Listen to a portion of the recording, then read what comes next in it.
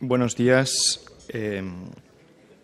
Iniciamos ya la recta final de este congreso con la presente sesión de grupo de trabajo dedicada a la protección de las personas migrantes y refugiadas en la comparativa entre la protección brindada en el sistema interamericano y la protección brindada en el sistema europeo.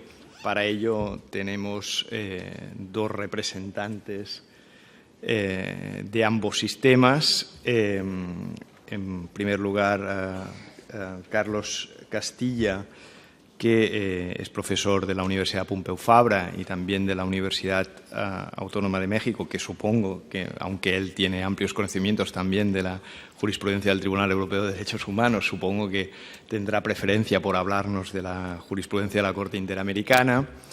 Y a mi derecha, el profesor Diego Acosta, de la Universidad de Bristol, que supongo que tratará preferentemente sobre cuestiones europeas que, por cierto, pues están de rabiosa actualidad, teniendo en cuenta pues las crisis derivadas de conflictos en zonas cercanas a Europa y desde los últimos 2 o 3 años pues con un problema de refugiados acuciante para el que ni el sistema de protección de derechos de los Estados europeos ni tampoco el sistema de protección del Tribunal Europeo de Derechos Humanos parece que sean capaces de dar las respuestas apropiadas. En cualquier caso, no me corresponde a mí divagar sobre estas cuestiones y cedo la palabra sin más preámbulos a los profesores. Me indica Carlos Castilla que parece ser que primero tenía asignado el turno el profesor Diego Costa. Pues adelante.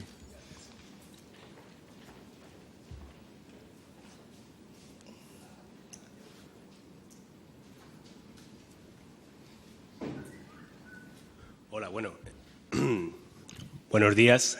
Buenos días a todos. En primer lugar, agradecer a la Universidad Pompeu Fabra, agradecer a Héctor López Bofill, a Joan Solanes y al resto de compañeros de la universidad por la invitación. Es siempre un placer, evidentemente, estar en Barcelona y es un gran honor estar en este diálogo que me parece muy importante entre América Latina y Europa.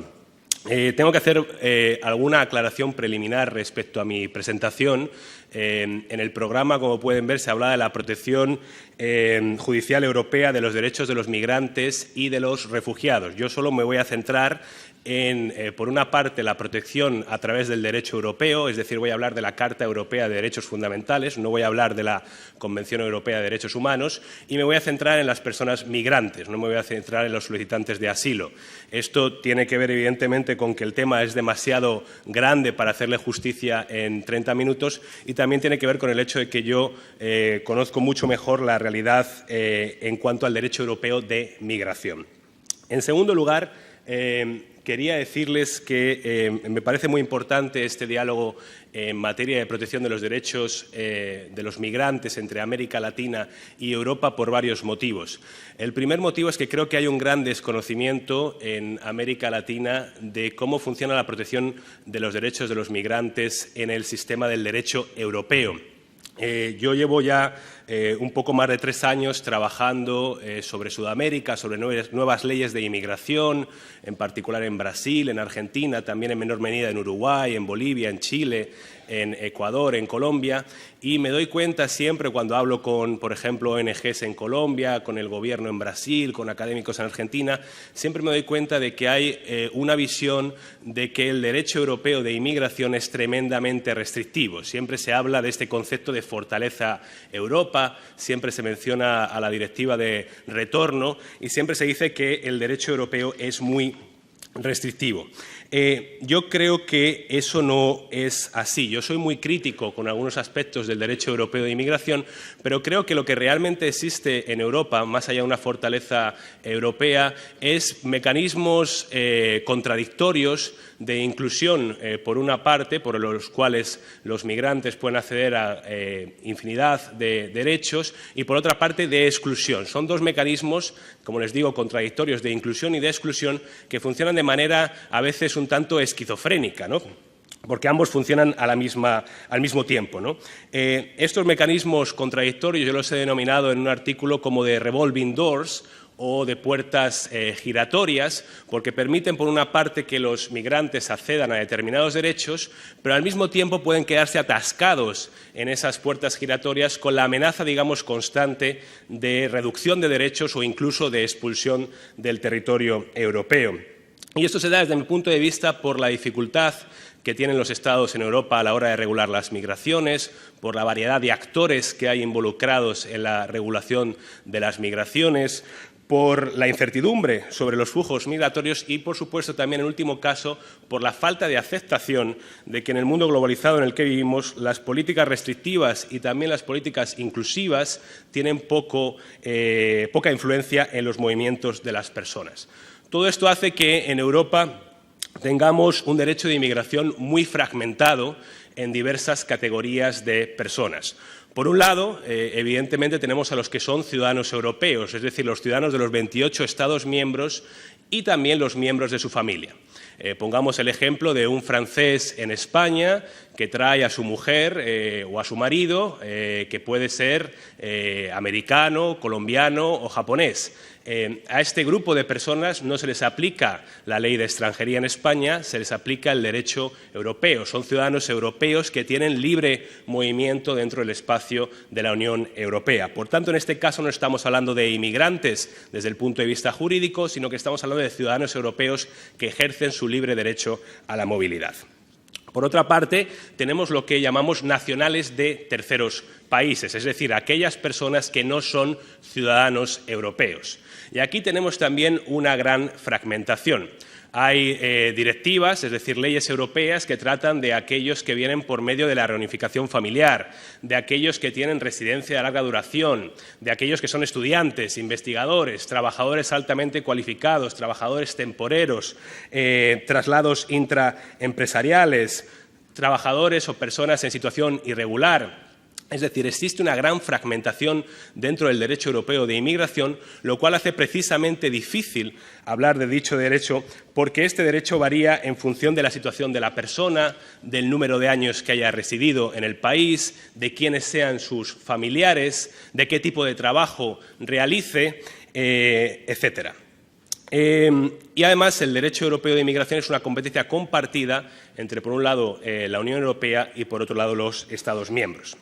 Mi último punto preliminar, antes de entrar a valorar la Carta Europea de Derechos Fundamentales y cómo la Carta Europea de Derechos Fundamentales puede ayudar en la protección jurídica de los migrantes en Europa, mi último punto preliminar es decir que hay evidentemente dos textos en Europa que se encargan de la protección jurídica de los migrantes. Por un lado tenemos la Convención Europea de Derechos Humanos, tenemos algunos artículos que han sido muy útiles en algunos casos para la protección de los derechos, como el artículo 3, el artículo 5 y el artículo 8. Sin embargo, he de decir que la Corte Europea de Derechos Humanos siempre ha establecido como un principio muy claro que los Estados tienen el derecho a controlar la inmigración y que, como regla general, y que solo en determinadas ocasiones se da una excepción a dicha regla general para no vulnerar derechos fundamentales. A mí me parece mucho más interesante, en este contexto que estamos discutiendo hoy, hablar de la Carta Europea de Derechos Fundamentales, y hablaré de ella en los próximos minutos. También les quería señalar que ningún Estado de la Unión Europea ha ratificado la Convención sobre la Protección, la Convención de Naciones Unidas de los Derechos de los Trabajadores Migrantes y miembros de sus familias, lo cual es diferente, obviamente, en el ámbito de América Latina. Y también he de decirles que, evidentemente, diversos Estados europeos han ratificado otras convenciones, por ejemplo, de la Organización Internacional del Trabajo. Déjenme también hacer una reseña. He dicho que es importante mirar desde el punto de vista de América Latina al caso europeo, porque hay un gran desconocimiento desde mi punto de vista de cómo funciona el derecho europeo de inmigración, pero creo que lo mismo se aplica, por supuesto, para el caso europeo. Hay un gran desconocimiento de diversos procesos que están sucediendo en América Latina. Hay un gran desconocimiento, por ejemplo, de nuevas leyes de inmigración en Argentina, en Uruguay, en Bolivia, de la propia Constitución ecuatoriana, que habla del derecho a migrar como un derecho fundamental. Hay un gran desconocimiento de cómo se está poco a poco construyendo una ciudadanía sudamericana y un espacio de libre movilidad en Sudamérica, y por supuesto hay un gran desconocimiento también de la jurisprudencia del Tribunal de la Corte Interamericana de Derechos Humanos, sobre la cual hablará Carlos más tarde, de casos importantísimos como Vélez Lur, que van mucho más allá del propio Tribunal Europeo de Derechos Humanos. Bueno, teniendo en cuenta la situación actual de protección de los derechos de los migrantes en Europa, la pregunta central que yo me planteo es cómo se puede solucionar esta dicotomía de la cual yo les hablaba entre, por un lado, inclusión y, por otro lado, exclusión. ¿Cómo se puede usar la Carta de Derechos Fundamentales para ir hacia la inclusión y no ir hacia la exclusión? Es decir, para acabar con estos mecanismos de puertas giratorias que mencionaba.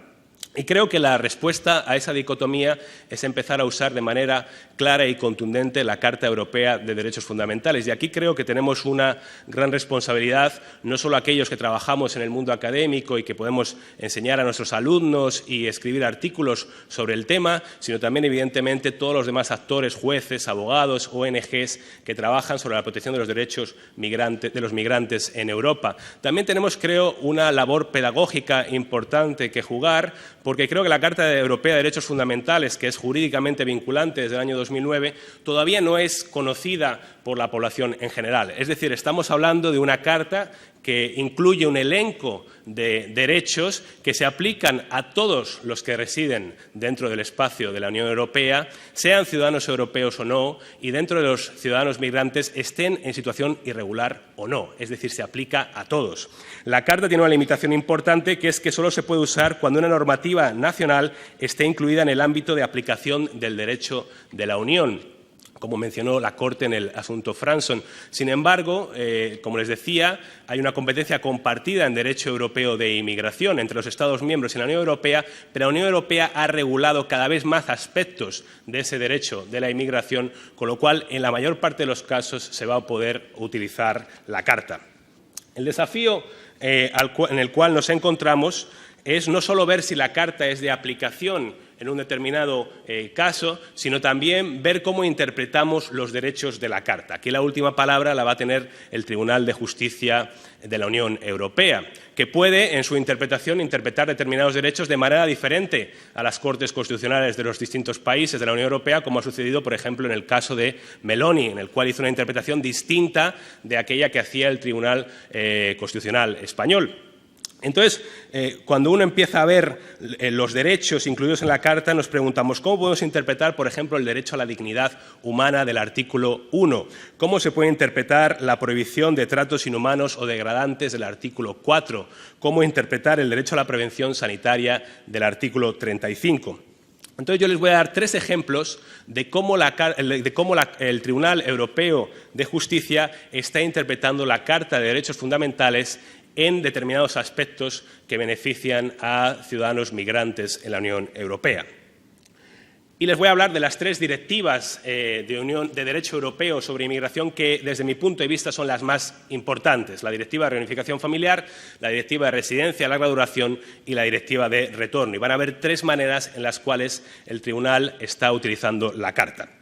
La primera directiva de las cuales le voy a hablar es la Directiva de Reunificación Familiar. ¿Qué dice esta directiva? Bueno, esta directiva dice que un ciudadano de un tercer país, pongamos por caso un brasileño, un japonés, que resida dentro de la Unión Europea, tiene un derecho subjetivo a atraer a determinados miembros de su familia a residir con él en la Unión Europea, siempre y cuando se cumplan determinadas condiciones establecidas en la propia directiva. Bueno, como les digo, hablo de un derecho subjetivo. Aquí el derecho europeo va mucho más allá de la Convención, por ejemplo, de Naciones Unidas sobre los trabajadores migrantes, que no establece un derecho subjetivo a la reunificación familiar. Bueno, esta directiva es evidentemente importantísima y, de hecho, la Corte mencionó la Carta Europea de Derechos Fundamentales por primera vez en un asunto que tenía que ver con esta directiva, en el asunto Parlamento contra Consejo. Fue simplemente una mención porque en aquel año, en el año 2006, la Carta todavía no era legalmente vinculante. Me interesa mucho más el asunto Chacrún, que es un asunto del año 2010. Y como les digo, la Carta de Derechos Fundamentales es jurídicamente vinculante a partir de la entrada en vigor del Tratado de Lisboa, a partir del 1 de diciembre del 2009. ¿Qué era este tema del asunto Chacrún? ¿Qué pasó en este caso? Bueno, en este caso hablamos de la implementación de esta directiva en los Países Bajos. Y los Países Bajos hacían una distinción entre, por una parte, reunificación familiar. Por ejemplo, tomemos el ejemplo del brasileño o del japonés que les mencionaba anteriormente. Esa persona, digamos que ya tenía una familia en Brasil o en Japón, se desplaza a Holanda y una vez ya está residiendo en Holanda puede pedir a su familia en reunificación familiar. Esto Holanda entendía que era reunificación familiar. Sin embargo, Holanda hacía una distinción entre reunificación familiar por un lado y constitución de la familia por otro lado. Constitución de la familia era cuando ese ciudadano brasileño o japonés no estaba casado antes de ir a Holanda, se casaba una vez ya residiendo en Holanda y en ese caso era más difícil traer a los miembros de su familia. Bueno, pues en este caso la Corte usa la Carta, en concreto el artículo 7 sobre el derecho a la vida familiar, para decir que dicha distinción entre reunificación familiar y constitución de la familia no es posible de acuerdo a la Directiva de Reunificación Familiar. Es decir, aquí la Corte usa la Carta simplemente de apoyo para hacer una interpretación de elementos que ya están bastante claros en la propia directiva, de derechos que ya están bastante claros en la propia directiva. Y esto beneficia, en este caso, al señor Chacrún. Vamos a ver otro posible uso de la Carta de Derechos Fundamentales, que es cómo la Corte hace uso de la Carta como interpretación extensiva de derechos reconocidos. Y aquí les tengo que hablar de la segunda directiva, que desde mi punto de vista es importantísima. Esta es la Directiva de Residencia de Larga Duración. ¿Qué dice esta directiva? Bueno, pues tomemos como ejemplo de nuevo a un brasileño o a un japonés, en este caso residiendo en Francia. Una vez que esa persona ha residido de manera regular en Francia durante 5 años, tiene el derecho, de nuevo subjetivo, esto es muy importante, tiene el derecho subjetivo a obtener la residencia permanente o, como se denomina en derecho europeo, la residencia de larga duración. ¿Por qué es importante obtener esta residencia de larga duración? Bueno, simplemente porque cuando uno tiene la residencia de larga duración tiene acceso a un mayor número de derechos en igualdad de condiciones con los nacionales del país donde reside. Uno de esos derechos es, como pueden ver en el artículo 11 de la directiva, el derecho a la asistencia social y a la protección social. Ese mismo artículo 11 de la directiva dice que dicho derecho a la asistencia social y a la protección social se puede limitar a la igualdad de trato a las prestaciones básicas. Claro, la pregunta clave es preguntarse qué son prestaciones básicas. El párrafo 13 del preámbulo nos dice que hay un listado no exhaustivo de prestaciones básicas. Por ejemplo, ingresos mínimos, asistencia en caso de enfermedad y embarazo, ayuda a los padres y los cuidados de larga duración. Como les digo, es una lista no exhaustiva. Entonces, ¿qué se entiende por prestación básica? Esa es la pregunta clave a la cual se enfrenta la Corte en este asunto, en el asunto de Camberay. Porque el artículo 34.3 de la Carta de Derechos Fundamentales dice, como pueden ustedes ver ahí, que las prestaciones básicas incluyen también aquellas prestaciones que contribuyen a que los particulares puedan hacer frente a necesidades elementales como la vivienda. Bueno, en este caso, el señor Camberay es un ciudadano albanés que lleva un número de años residiendo en Italia, tiene residencia de larga duración, es decir, es un residente permanente en Italia y ha obtenido durante un número de años una ayuda para vivienda. En el año 2009 él solicita de nuevo esta ayuda para vivienda, pero le es denegada. El motivo para denegarse esta ayuda es que se ha acabado el presupuesto que se daba por parte del Ayuntamiento para ciudadanos de terceros países. Es decir, por un lado había un presupuesto para ciudadanos italianos y europeos y por otro lado había un presupuesto para nacionales de terceros países. Ese presupuesto se había terminado. Aquí, como les digo, la Corte usa este artículo 34 para hacer una interpretación extensiva de derechos ya reconocidos. Y la Corte dice que, de conformidad con el artículo 34, la Unión reconoce y respeta el derecho a una ayuda de vivienda para garantizar una existencia digna. De ello se deriva que, en la medida en que una ayuda cumpla con la finalidad declarada por este artículo de la Carta, es decir, ayudar en el tema de la vivienda, no podrá considerarse que dicha ayuda no entre dentro del artículo 11 de la Directiva de Residencia de Larga Duración. Es decir, insisto, aquí la Corte usa la Carta como una interpretación extensiva de derechos ya reconocidos en el derecho europeo y, por tanto, el señor Camberay puede acceder a su ayuda a la vivienda. El último caso del cual les voy a hablar es la Directiva de Retorno. Y ustedes habrán oído, evidentemente, hablar y sabrán cómo funciona la Directiva de Retorno. La Directiva de Retorno es la directiva más criticada en derecho europeo de inmigración y con razón, desde luego. Es una directiva que establece cómo los Estados miembros dentro de la Unión Europea, cuál es el procedimiento que han de seguir para expulsar a los migrantes en situación irregular. Bueno, dicha directiva tiene un artículo 14 que ustedes pueden ver ahí, que está muy limitado por una parte en el ámbito personal y por otra parte está muy limitado en el ámbito material. Este artículo 14 dice básicamente que cuando una persona todavía no ha podido ser expulsada en dos situaciones, la primera es cuando se le ha otorgado un periodo para el retorno voluntario y la segunda es cuando la expulsión se ha aplazado de conformidad con el artículo 9 de la directiva. No voy a entrar a explicarles el artículo 9, pero bueno, en cualquier caso, muy limitado desde el punto de vista personal, es decir, no se aplica a todos los migrantes en situación irregular, sino simplemente a estos dos. Bueno, a estos dos casos, pues en ese caso los Estados miembros velarán porque se tenga en cuenta, en la medida de lo posible, determinados principios. Es decir, no otorga ningún derecho. Lean ahí, como les digo, los Estados miembros velarán porque se tenga en cuenta, en la medida de lo posible, determinados principios. No otorga ningún derecho. Entonces, desde el punto de vista personal, este artículo 14 está muy limitado. Desde el punto de vista material, esos principios que en la medida de lo posible los Estados miembros tienen que tener en cuenta también son muy reducidos. Se reducen al mantenimiento de la unidad familiar, a la prestación de atención sanitaria de urgencia y tratamiento básico de enfermedades, al acceso de los menores al sistema de enseñanza básica y a la consideración hacia las personas, de las características especiales de las personas vulnerables. Insisto, no otorga ningún derecho este artículo 14, simplemente habla de que los Estados miembros, en la medida de lo posible, tienen que tener en cuenta determinados principios, que son estos que les muestro aquí. Bueno, les hablo rápidamente del caso del asunto Abdida, que es un caso muy reciente, del 18 de diciembre del año pasado. Abdida es un ciudadano nigeriano que llega a Bélgica y solicita un permiso de residencia de acuerdo al derecho nacional belga por razones sanitarias, dado que tiene una enfermedad especialmente grave. Esta solicitud es admitida a trámite en el año 2009 y el señor Abdida obtiene por ello una determinada ayuda social prestada por el gobierno belga.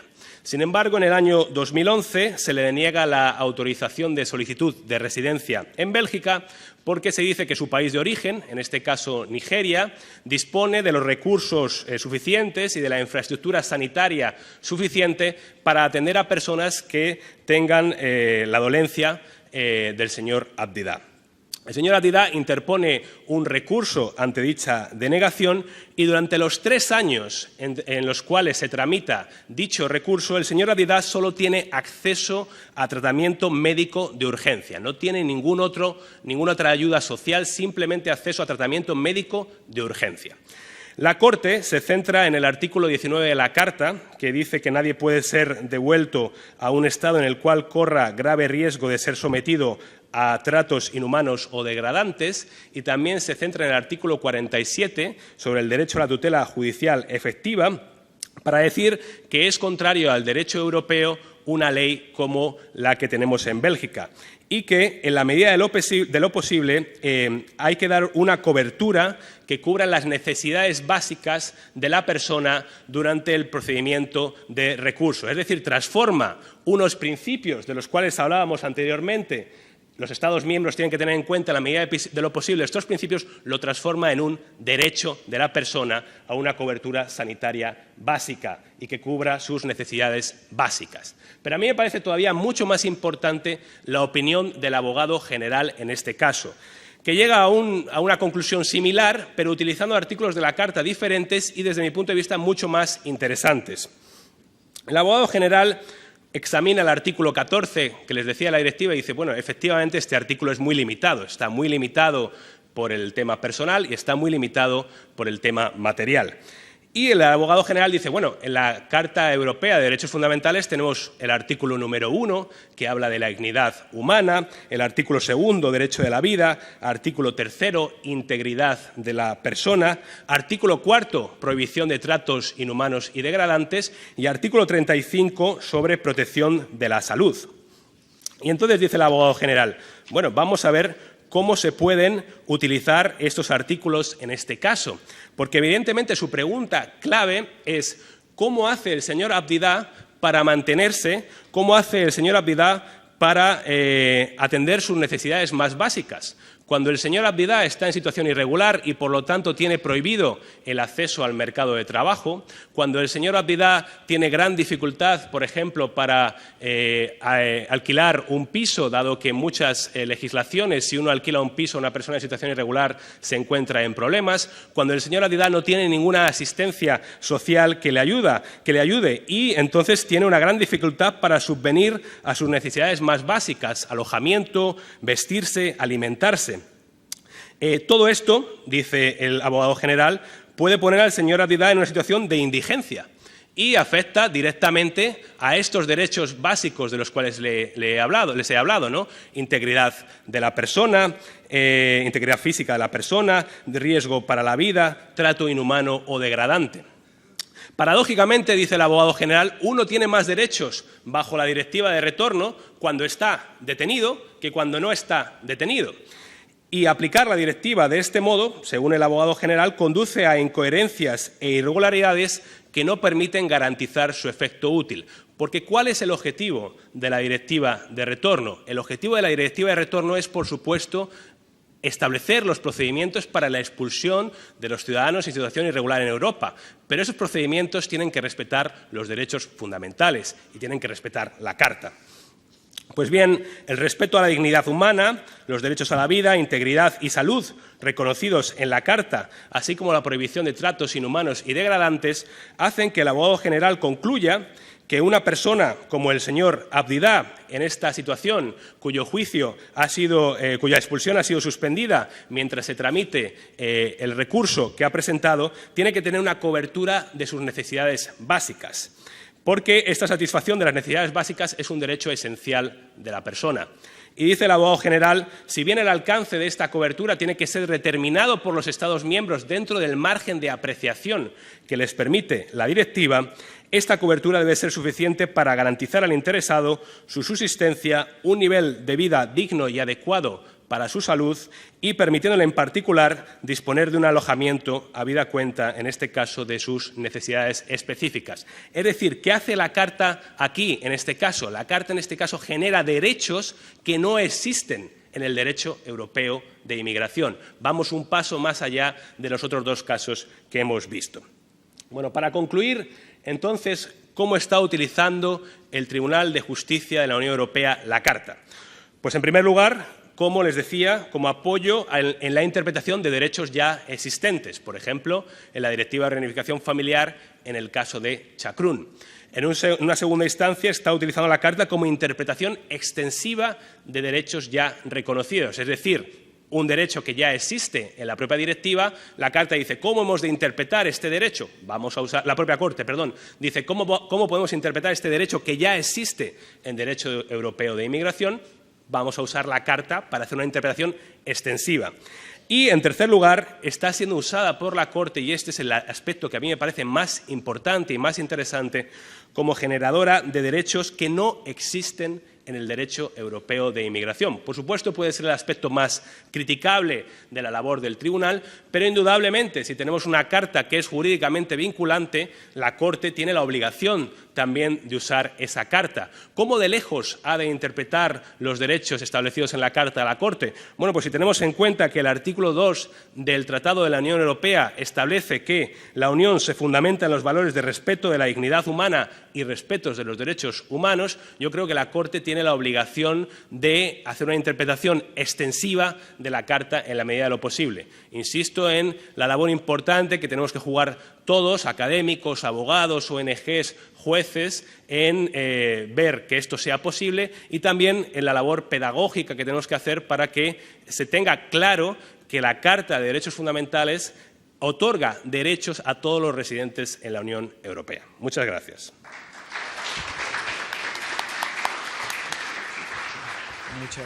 Muchas gracias, profesor Acosta. Tiene la palabra Carlos Castilla.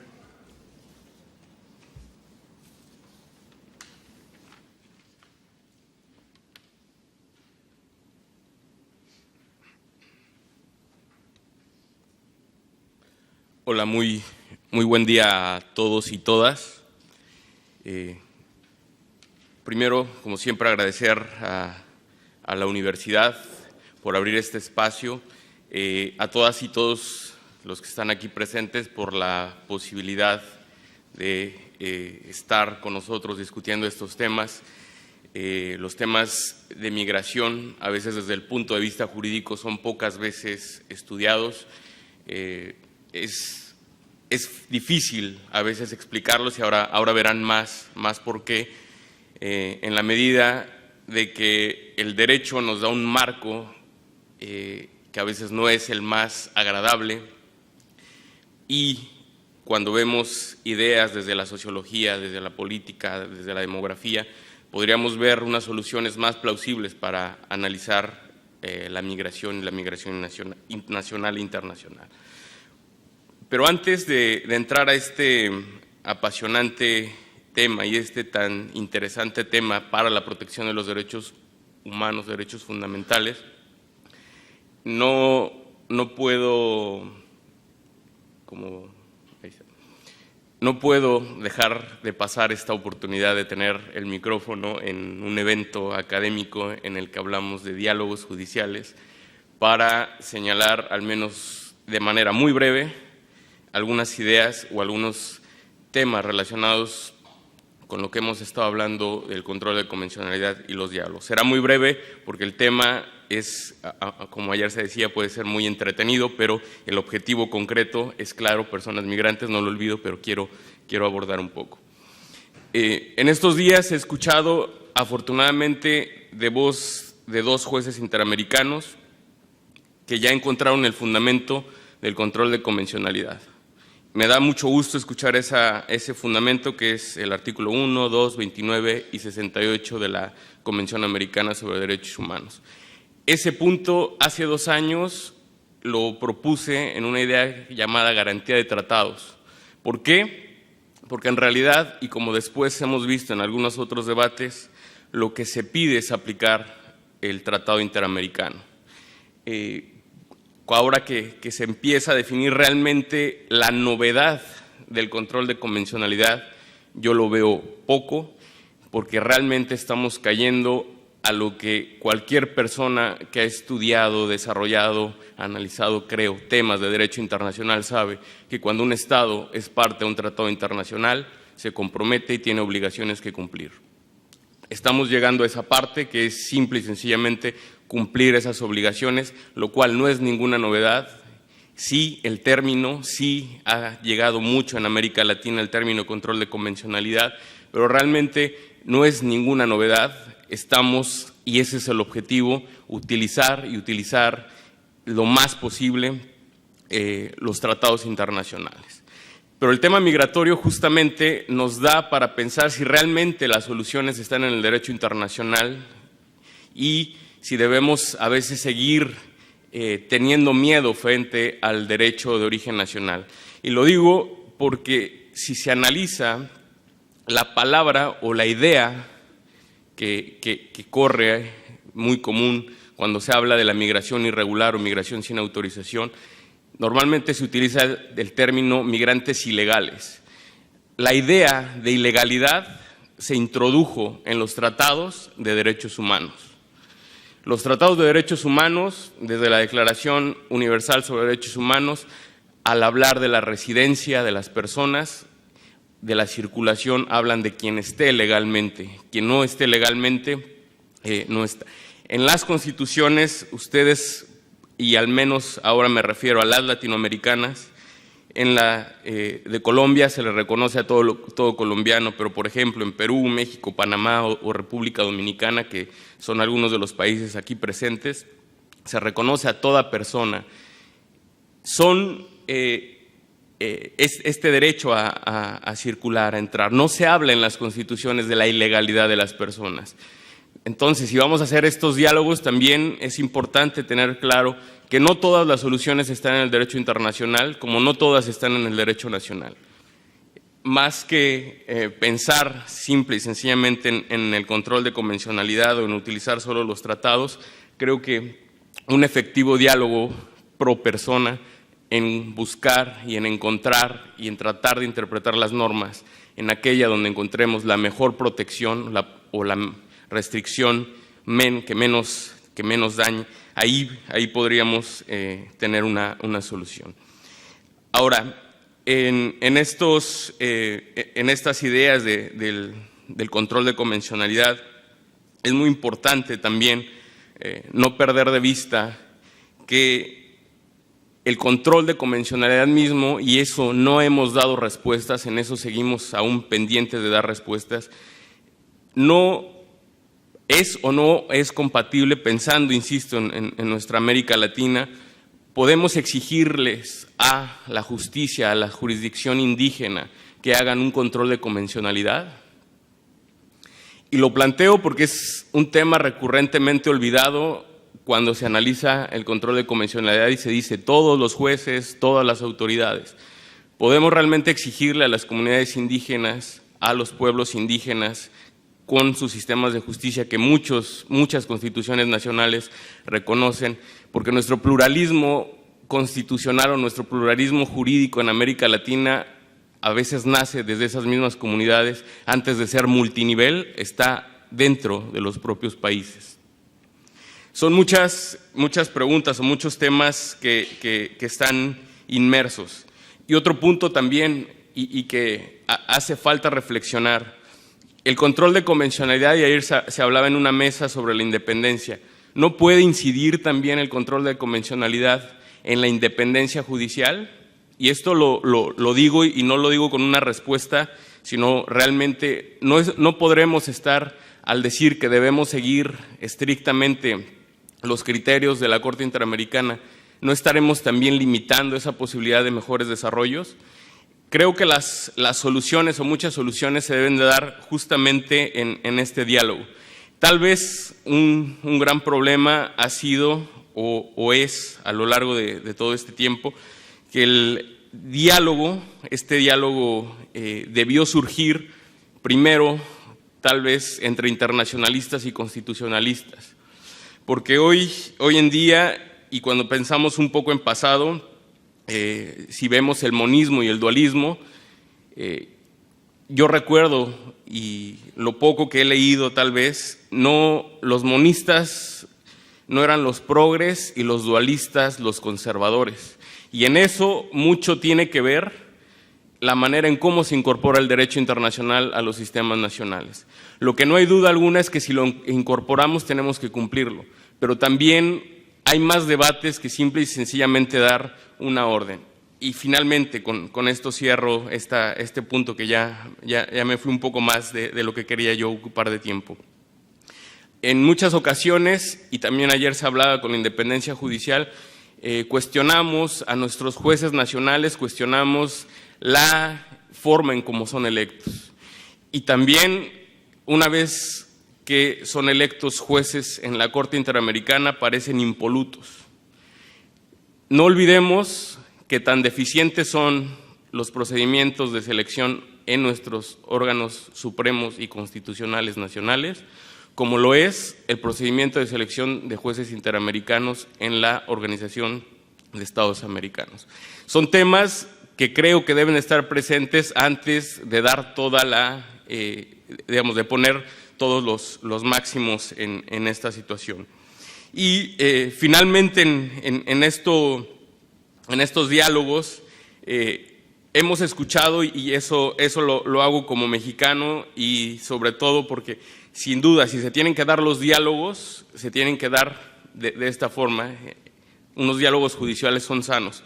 No creo que esos diálogos que se dan de manera política entre un tribunal otorgando reconocimientos a los estados, esa no es una labor de la Corte Interamericana, dar reconocimientos a los estados.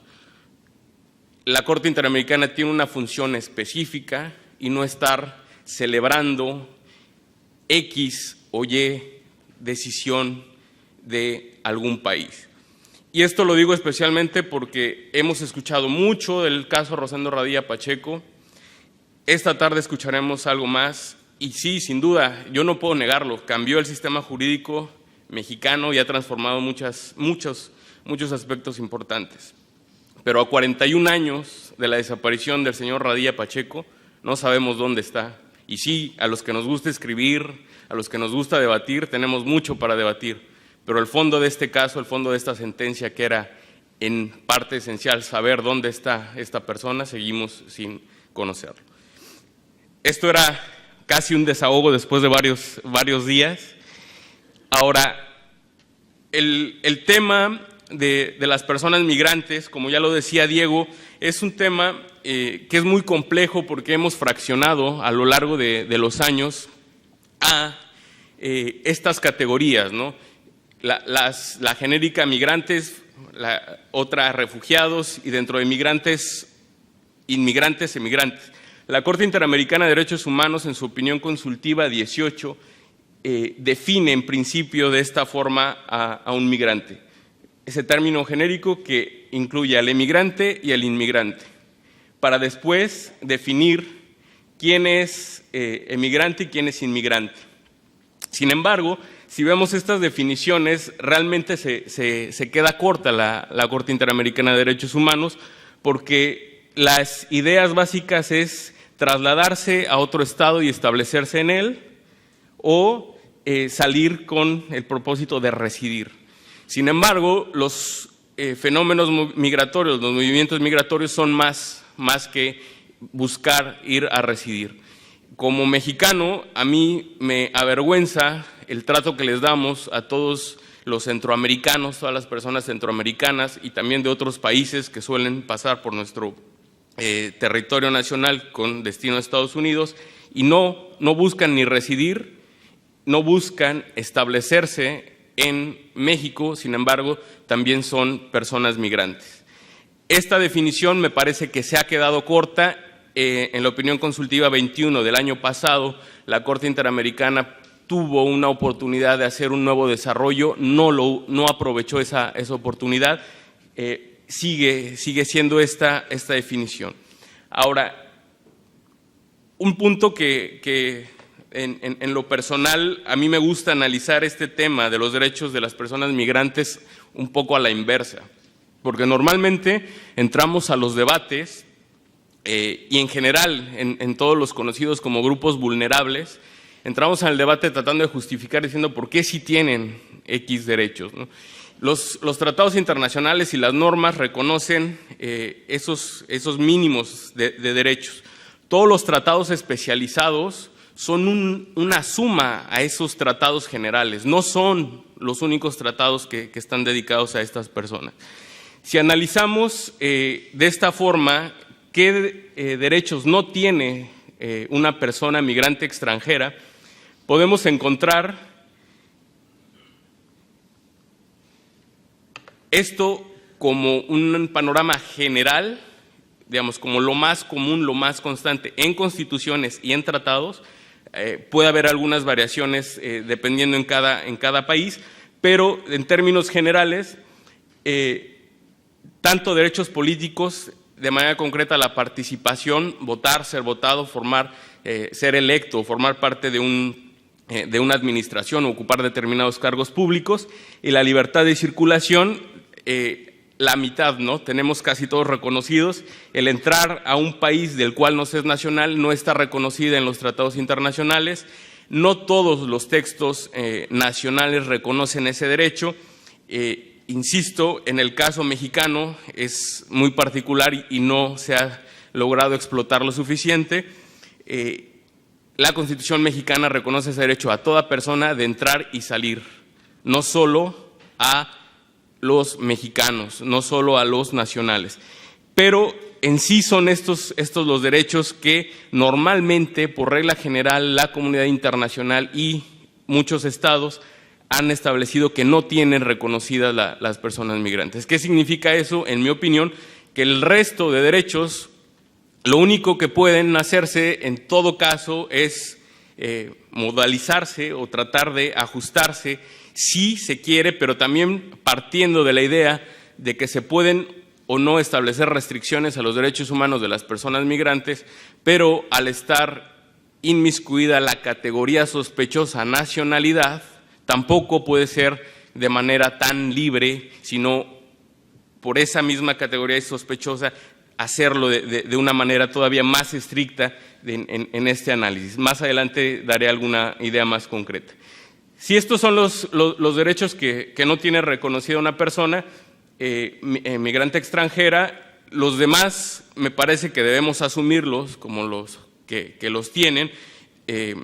Normalmente las constituciones lo que hacen es enviar la regulación concreta de los derechos a las leyes, y a partir de esas leyes se hace una extensión muy grande de las restricciones, y muy pocas veces pueden ser controladas el contenido de esas leyes, y muy pocas veces pueden ser controladas justamente porque en la parte de derechos políticos, al no tener una gran participación las personas migrantes, es difícil que puedan ejercer sus derechos, es difícil que puedan acceder a los mecanismos, y obviamente nunca van a tener la posibilidad de ser una minoría con legitimidad para tratar de buscar inconstitucionalidades, o si quieren llamarle inconvencionalidades, en un determinado ámbito.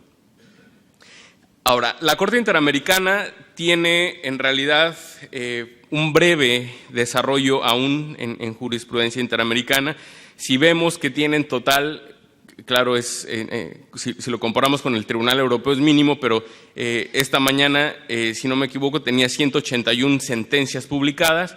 De estas, prácticamente 10 son las que tienen algún tema relacionado con personas migrantes extranjeras. Opiniones consultivas, la primera que se tiene y que normalmente se estudia como relacionada con los derechos de las personas migrantes extranjeras, es la opinión consultiva 16, el derecho a la información sobre asistencia consular. Esta, de manera clara, analiza cómo la asistencia consular, la asistencia del consulado, debe ser otorgada a toda persona extranjera. Ahí entramos, no solo migrante, en general es a cualquier persona extranjera detenida, privada de la libertad o que requiera asistencia de su consulado. Esta normalmente se toma como el primer gran avance o la primera gran sentencia, decisión de la Corte Interamericana. La segunda es la opinión consultiva 18, condición jurídica y derechos de los migrantes indocumentados. En esta opinión consultiva, el núcleo esencial o la parte más importante de esta opinión consultiva se desarrolla con relación a los trabajadores migratorios y sus familias. No es tan amplia como parece el título de migrantes indocumentados, sino realmente se centra, y la Corte Interamericana se apoya en la Convención de Naciones Unidas sobre trabajadores migrantes y sus familias, y a partir de esa hace los desarrollos, algunas precisiones, pero no entra realmente a analizar todo el espectro que podría ser una migración irregular, que como les digo, no todos van a residir o no todos muchos van de paso en la migración. La última opinión consultiva que se ha emitido fue el año pasado, la opinión consultiva 21, Derechos y Garantías de los Niños en el contexto de la migración. Esta opinión consultiva, sin duda, es una gran aportación a los temas, al análisis de los derechos de las personas migrantes. Al tratarse, al estar dedicada a los derechos de niños y niñas migrantes, eso ayuda mucho para posteriormente hacer algunos desarrollos o que espero sirva de base para hacer después algunos desarrollos y pongo un ejemplo concreto de esta opinión consultiva. En esta, por primera vez la Corte Interamericana hace una distinción entre detención y privación de libertad, siguiendo en gran medida lo que ha establecido el Tribunal Europeo de Derechos Humanos, que no, digamos, independientemente de la denominación que se le dé, esta debe de ir, es una cuestión de, ahora se me fueron las palabras, pero realmente la Corte Interamericana niega que los niños y niñas puedan ser privados de la libertad, como lo decía ya Diego, y ese es un ejemplo claro europeo con la Directiva de Retorno. En esa se autorizan privaciones de libertad en Europa de hasta 18 meses por una falta administrativa o por una entrada sin autorización al Estado. En esta opinión consultiva ya se dice que niños y niñas no pueden ser privados de libertad, no pueden ser detenidos con motivo de su estatus migratorio. Eso es muy importante porque si esa es una base en el sistema interamericano, tal vez se pueden construir algunas más. Ahora, de estas opiniones consultivas son las que normalmente se consideran como en esa parte una base de cuando se analizan derechos de las personas migrantes. En mi opinión, también debe ser ubicada en este ámbito la opinión consultiva 484 relacionada con una reforma constitucional en Costa Rica relacionada con la naturalización. ¿Por qué? Porque si bien se refiere a el tema nacionalidad o tiene una mayor carga en el tema nacionalidad, pero ahí se dan algunos debates ya si algunas nacionalidades son o pueden tener preferencias sobre otras para adquirir la protección de derechos. Entonces, un tema límite en este tipo de sentencias está en la nacionalidad y la extranjería. ¿Cuándo dejas de ser nacional? ¿Cuándo eres nacional? Y a partir de eso, desgraciadamente también, a partir de la nacionalidad, que es un derecho humano y paradójicamente un derecho humano que también sirve para que te nieguen o para que te restrinjan otros derechos humanos, ¿no? Es una paradoja de la nacionalidad. Estos serían en la parte de opiniones consultivas. Como todo el mundo saben, en el sistema interamericano tenemos actualmente 21 opiniones, ya viene la 22. Si lo comparamos con Europa, que tiene 2, a veces por eso cuando dicen que bueno, es que América somos muy de avanzada, bueno, también no sé si sea bueno o sea malo, ¿no? Hay que tomar todas las cosas en su justa dimensión. Casos contenciosos, en estos los principales casos que hay actualmente en el sistema interamericano que podemos ubicar, les digo, como dirigidos de manera específica a personas migrantes, es el caso Vélez contra Panamá, una persona de nacionalidad ecuatoriana que es detenida en Panamá por estar en situación irregular en Panamá. De los puntos más destacados de esta sentencia es que se analizan las condiciones de detención, se analiza el procedimiento de expulsión, qué garantías se deben de otorgar, pero en este caso, la primera queja que yo podría poner a la Corte Interamericana en este tipo de análisis es que, como ya lo decía un poco en la opinión consultiva 18, da por válida la detención y ahora entre detención y privación de libertad de las personas migrantes por su estatus irregular, aunque señala que no puede ser por razones penales, que no puede ser penalizada la migración, pero sí autoriza detenciones más allá de las comunes 72 horas que suelen tener cualquier detención de tipo administrativo, no penal.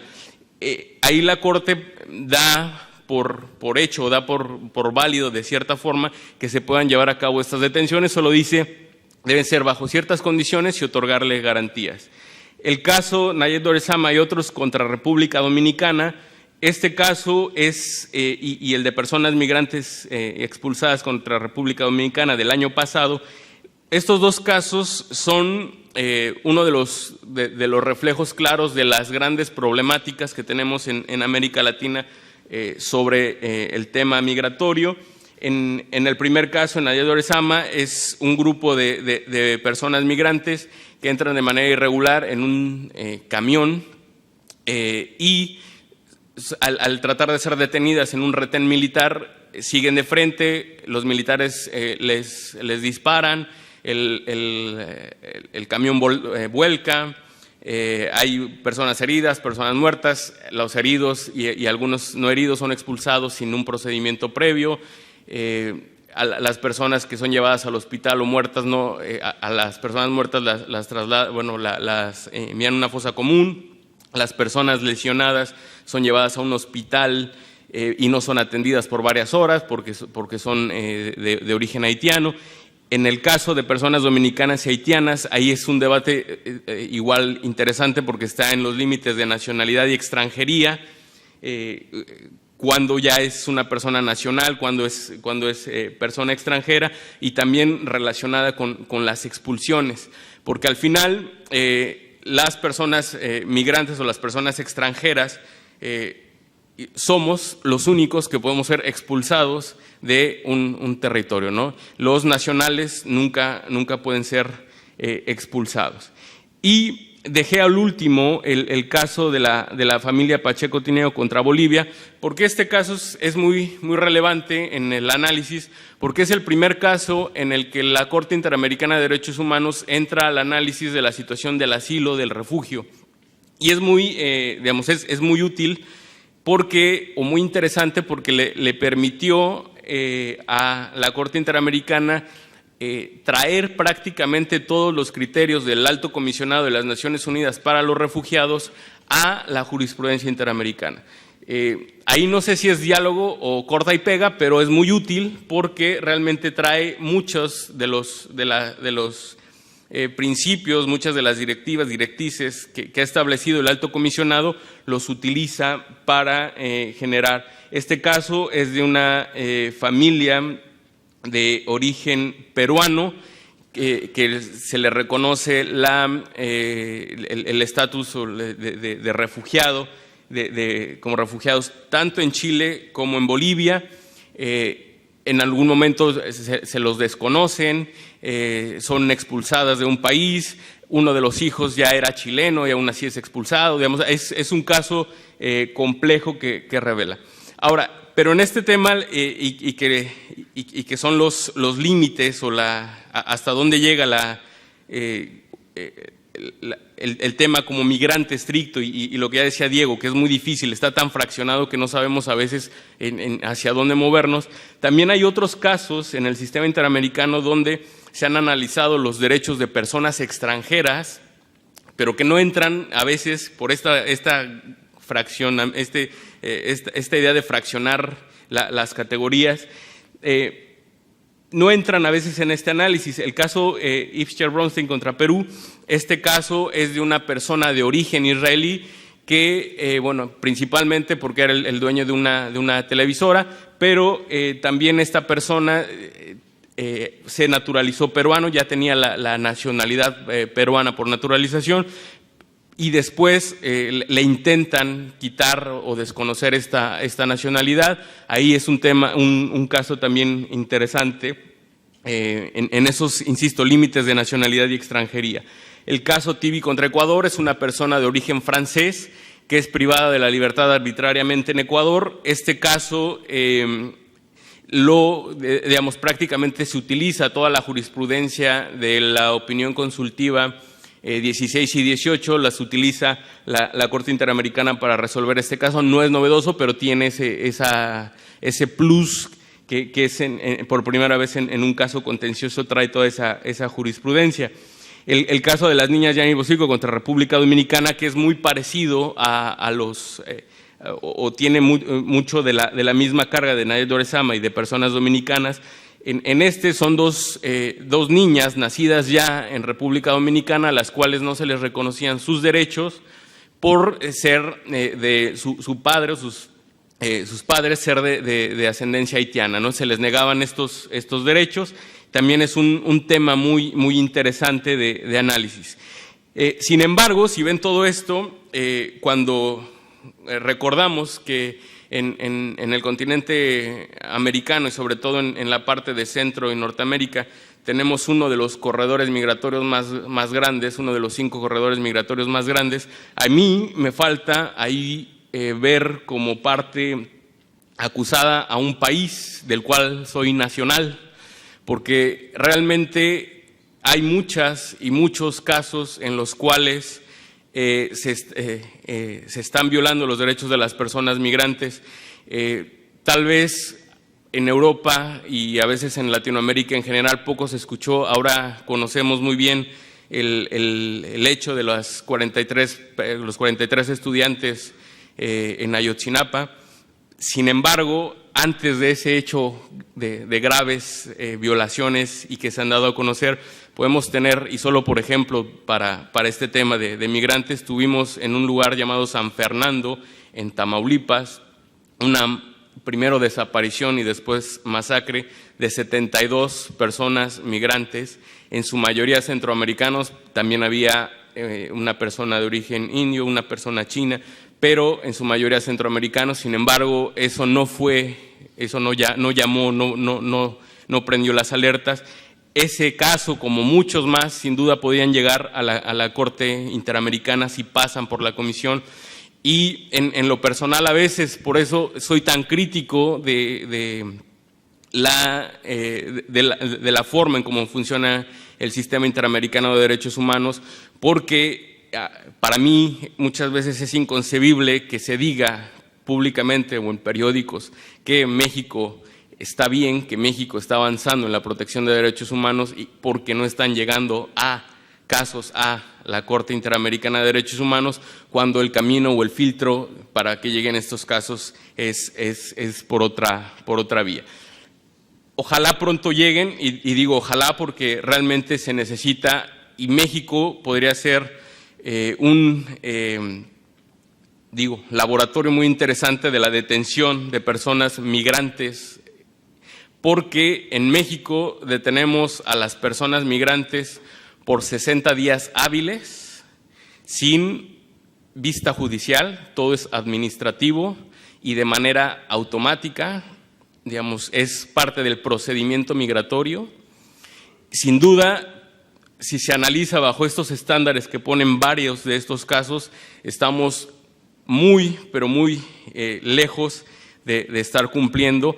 Por más que ya hagamos control de convencionalidad difuso, no logramos llegar a estos temas que son también muy graves en mi país. De manera, ya para ir cerrando y de manera general, yo podría establecer que estas son las líneas jurisprudenciales en materia de personas migrantes extranjeras en la Corte Interamericana: una, de asistencia jurídica y debido proceso; condiciones de detención con fines de expulsión; personas trabajadoras migrantes; asilo; niñez migrante; y nacionalidad, en este debate nacionalidad-extranjería, que les digo es muy rico.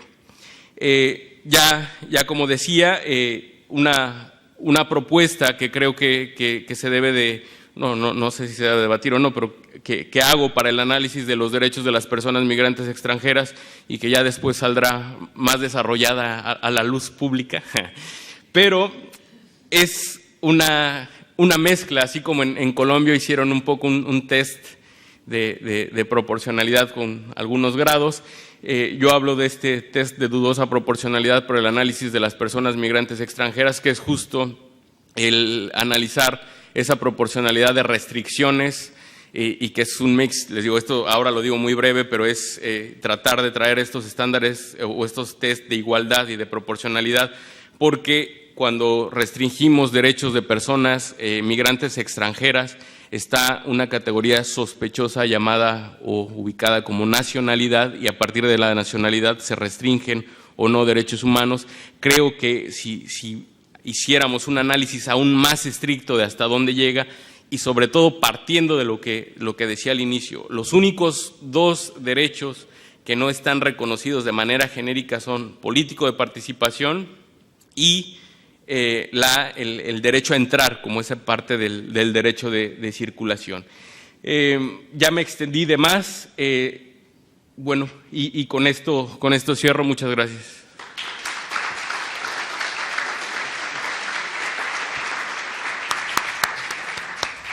Muchísimas gracias, profesor Castilla.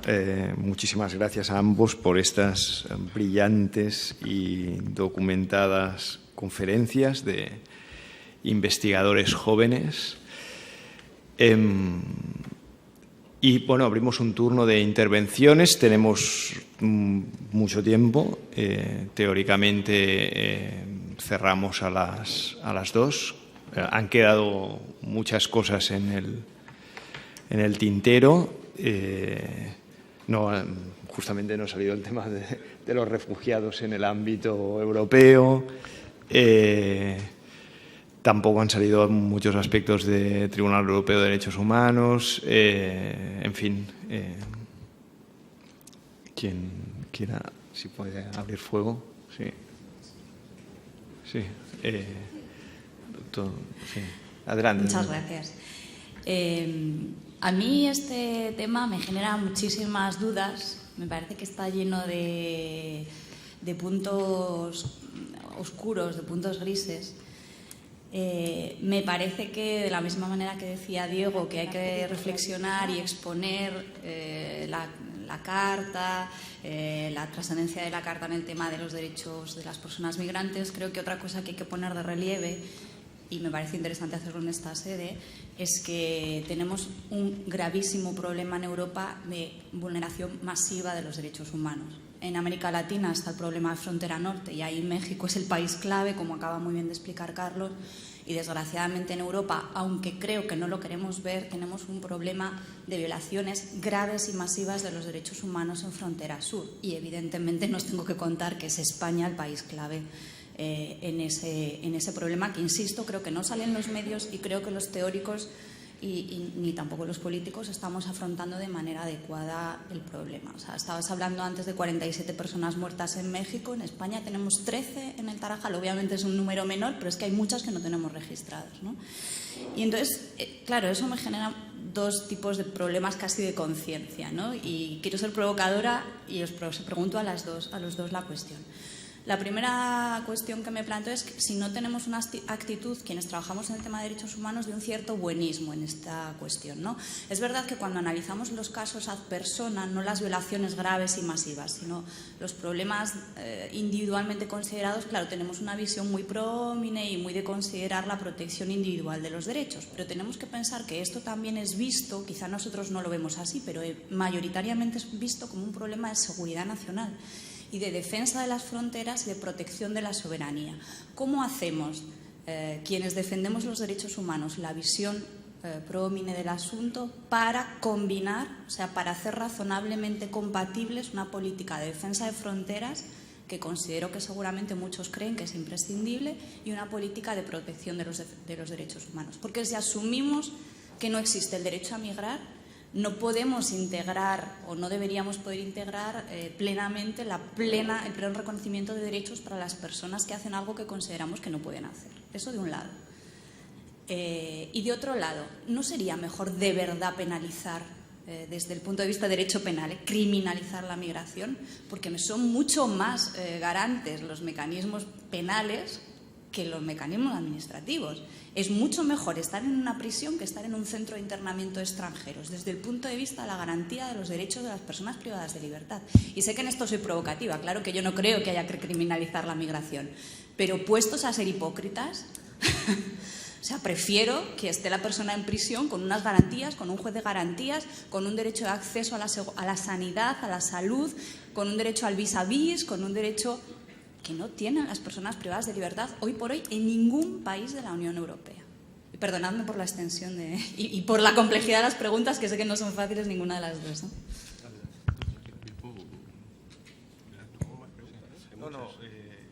Yo responder. Como tenemos tiempo, respondemos pregunta por pregunta.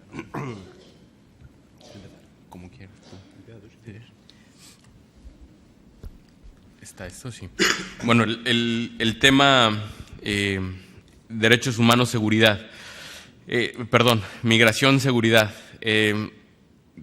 Ese ha sido uno de los puntos, o es uno de los puntos más complejos a resolver. Las cargas históricas que tiene la migración, digamos, las cargas históricas que traemos, insisto y disculpen que haga mucho el ejemplo mexicano, pero como mexicanos en la historia nos enseñan que los estadounidenses nos invadieron, que los centroamericanos pues son pueblos pequeñitos ahí que están, y es triste, y digo, y ahora hago esta expresión no porque lo crea, sino porque así nos enseñan muchas veces.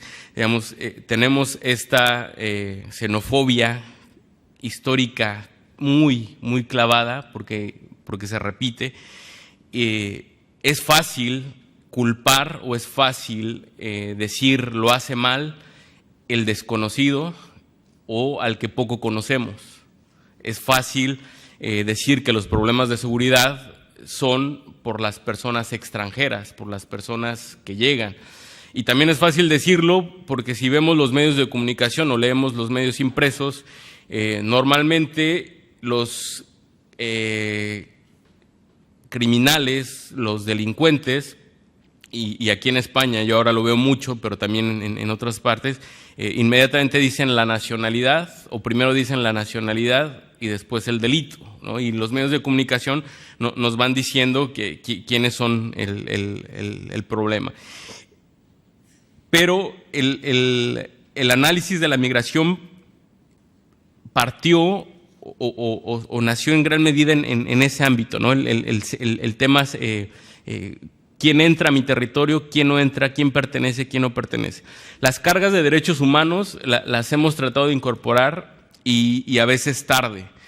Yo realmente, uno de los grandes problemas que tenemos es cómo haces, y en eso hace falta realmente dialogar, cómo haces una política migratoria global o cómo haces una política migratoria no bilateral, Unión Europea con algunos países, con Estados Unidos de América, sino realmente cómo crear esos mecanismos para realmente generar políticas migratorias de circulación de las personas sin vernos necesariamente como enemigos, como diferentes.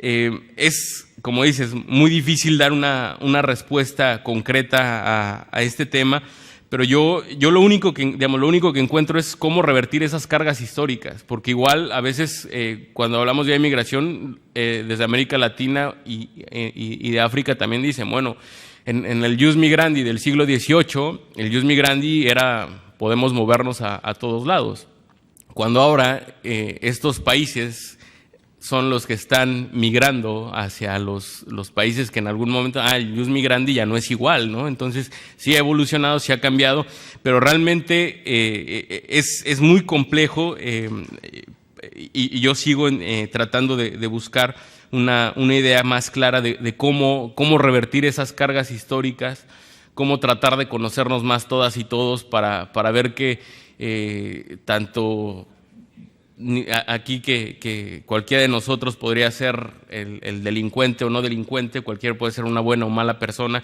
pero a veces también tiene mucho con estas cargas de quién es persona migrante.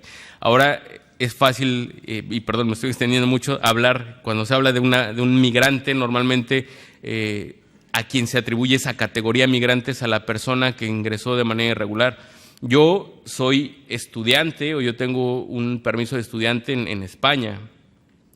Difícilmente a mí me han dicho migrante algún día, difícilmente. Y aún con mi color de piel tampoco me han dicho ni sudaca ni de estos términos que suelen utilizar. ¿Por qué no entro aparentemente en esa categoría de ser, de venir de África o tener de quienes son más marcados, ¿no? O porque mi tono de voz no es de la migración mayoritaria que hay en España de Sudamérica. Entonces, realmente, creo yo, cómo revertir esas cargas históricas, ahí sería mucho del debate. Ahora, lo penal, sin duda, yo no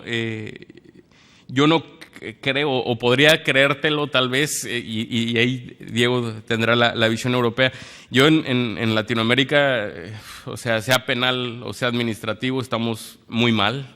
Digamos, no es garantía o no sería garantía penalizar, porque nuestras cárceles, nuestros centros penitenciarios en prácticamente toda Latinoamérica están saturados, hay condiciones pésimas, realmente, al menos lo digo en el ámbito latinoamericano, no sería una solución por mejores garantías. No existen las garantías ni en uno ni en otro.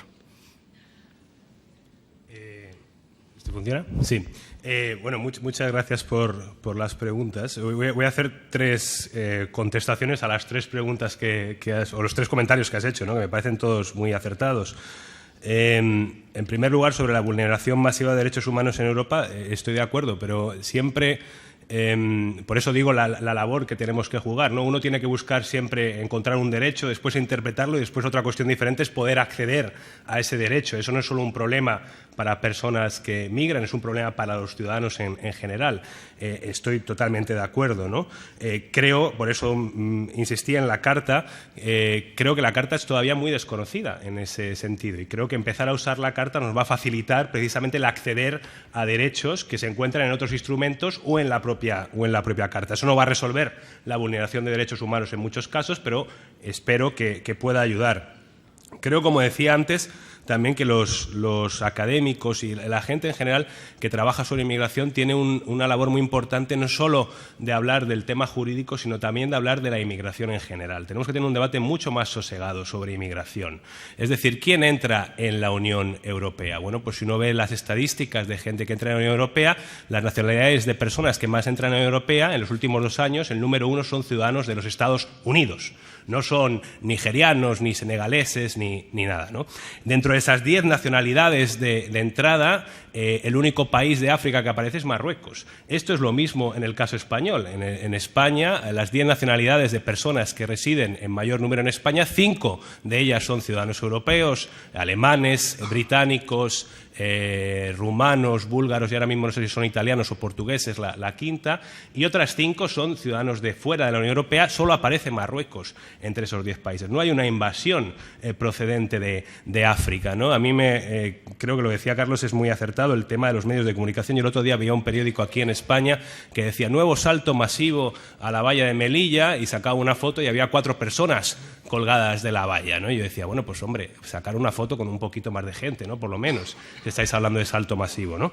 Creo que hay una necesidad de un debate mucho más relajado sobre inmigración, y creo que en el caso de España ahora, que somos un país de emigración de nuevo, es decir, se va más gente de España de la que entra en España en los últimos 3 años, creo que estamos en un momento muy bueno para tener un debate más sosegado. Y creo que en ese sentido es muy importante centrarnos en el conjunto de las personas extranjeras que residen en España, no solo en las pocas decenas de personas que pueden entrar a través de la frontera sur, que tienen violaciones masivas, en el caso que has mencionado tú, incluso del derecho a la vida, evidentemente, pero creo que hay que tener una visión más global. Eso es muy importante. Yo creo que a veces las ONGs se pierden un poco en ese debate, y eso facilita en algunos casos, digamos, dar la razón a aquellos que dicen que ese es el problema principal de la inmigración, ¿no? Y luego el tema de criminalizar la inmigración. Ya se ha hecho en algunos países. En Italia se criminalizó en el año 2009.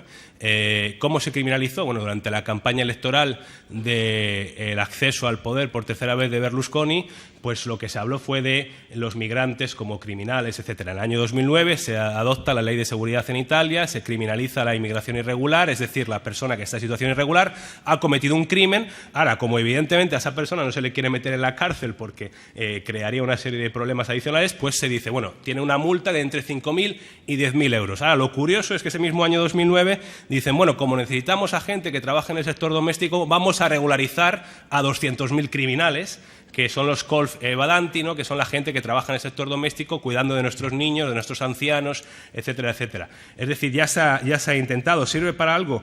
Yo creo que no sirve para nada. En primer lugar, por la heterogeneidad de las personas en situación irregular. Carlos decía, bueno, el día después de que se acabe mi visado de estudiante, yo me quedaré en situación irregular. El día después de que yo viaje a los Estados Unidos y me quedo 3 meses y un día, pues ahí me quedo en situación irregular. Es decir, las personas en situación irregular son un grupo totalmente heterogéneo de personas, ¿no?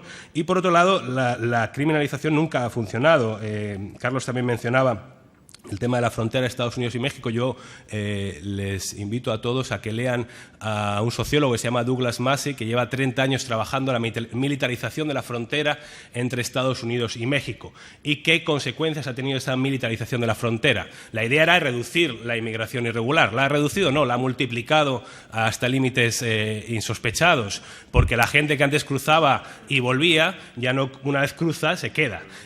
Ha aumentado el número de muertes, ha aumentado, por supuesto, el precio de pasar la frontera, porque uno tiene que recurrir ahora a los coyotes y pagar más dinero, pero lo más interesante de todos es que las posibilidades de cruzar la frontera se han mantenido estables, es decir, uno intentándolo el número suficiente de veces va a pasar la frontera.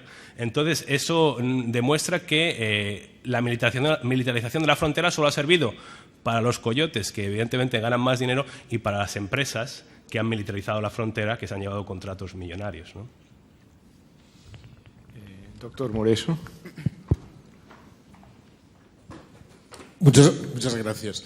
Esta cuestión de la migración es muy importante, claro, y afecta a las personas más vulnerables en muchas ocasiones, y las preguntas razonables son estas acerca del alcance sustantivo del derecho. Pero yo quiero preguntar una cosa más conceptual a Diego en este aspecto. Creo que como muchos otros problemas, ¿no?, de aplicación del derecho de la Unión Europea, pone de manifiesto, y querría que fuera un poco más explícito en esto, Diego, la difícil encaje con esto de las geometrías variables siempre de la Unión Europea entre lo que se conoce como el ámbito de aplicación del derecho europeo y el ámbito del derecho interno, y aquí también el papel que él ha dejado fuera, pero que algún juego tiene el ámbito del Tribunal Europeo de Derechos Humanos.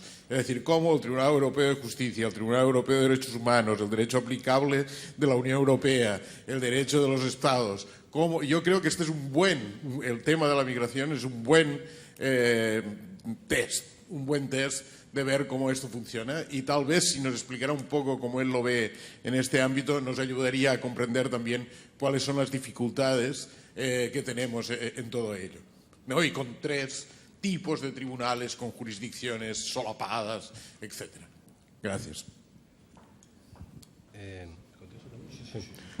Bueno, muchas gracias por la pregunta. Evidentemente es un tema muy importante, no solo en el tema de inmigración. Tal vez el tema de inmigración es interesante porque es una competencia relativamente nueva, ¿no? La Unión Europea no tenía competencia sobre inmigración hasta el año 99, y es a partir del año 99 donde se empiezan a adoptar directivas sobre inmigración. Y también es una pregunta importante porque que yo creo que no le voy a dar una gran respuesta, porque todavía hay poca jurisprudencia sobre directivas de inmigración, ¿no? Las directivas más antiguas que tenemos son del año 2003, que es la de residentes de larga duración conciliación y la de reunificación familiar, ha habido un problema en Europa, que era que los tribunales que no eran de última instancia no podían hacer una referencia al Tribunal Europeo de Justicia hasta la entrada en vigor del Tratado de Lisboa. Y eso ha reducido mucho el número de casos que han llegado a la Corte, ¿no? Al Tribunal Europeo. Yo creo que, desde luego, esto es un tema que va a empezar a traer cola, sobre todo si el Tribunal Europeo de Justicia empieza a entender que hay derechos, por ejemplo, lo que yo hablaba en el caso de Abdillah, finalmente es un derecho de acceso al estado del bienestar, prácticamente, ¿no? Que no está incluido en la directiva en ningún lado, ¿no? Y creo que ahí, si empieza a seguir ese camino, va a haber fricciones, indudablemente.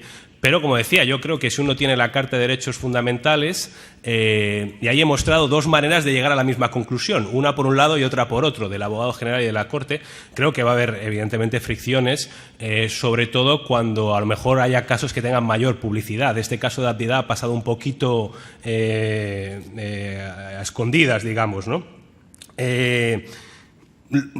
Lo mismo creo que ha sucedido cuando ha habido casos por parte del Tribunal Europeo de Derechos Humanos. También ha habido fricciones con temas nacionales, no, con cortes nacionales, ¿no? En este caso.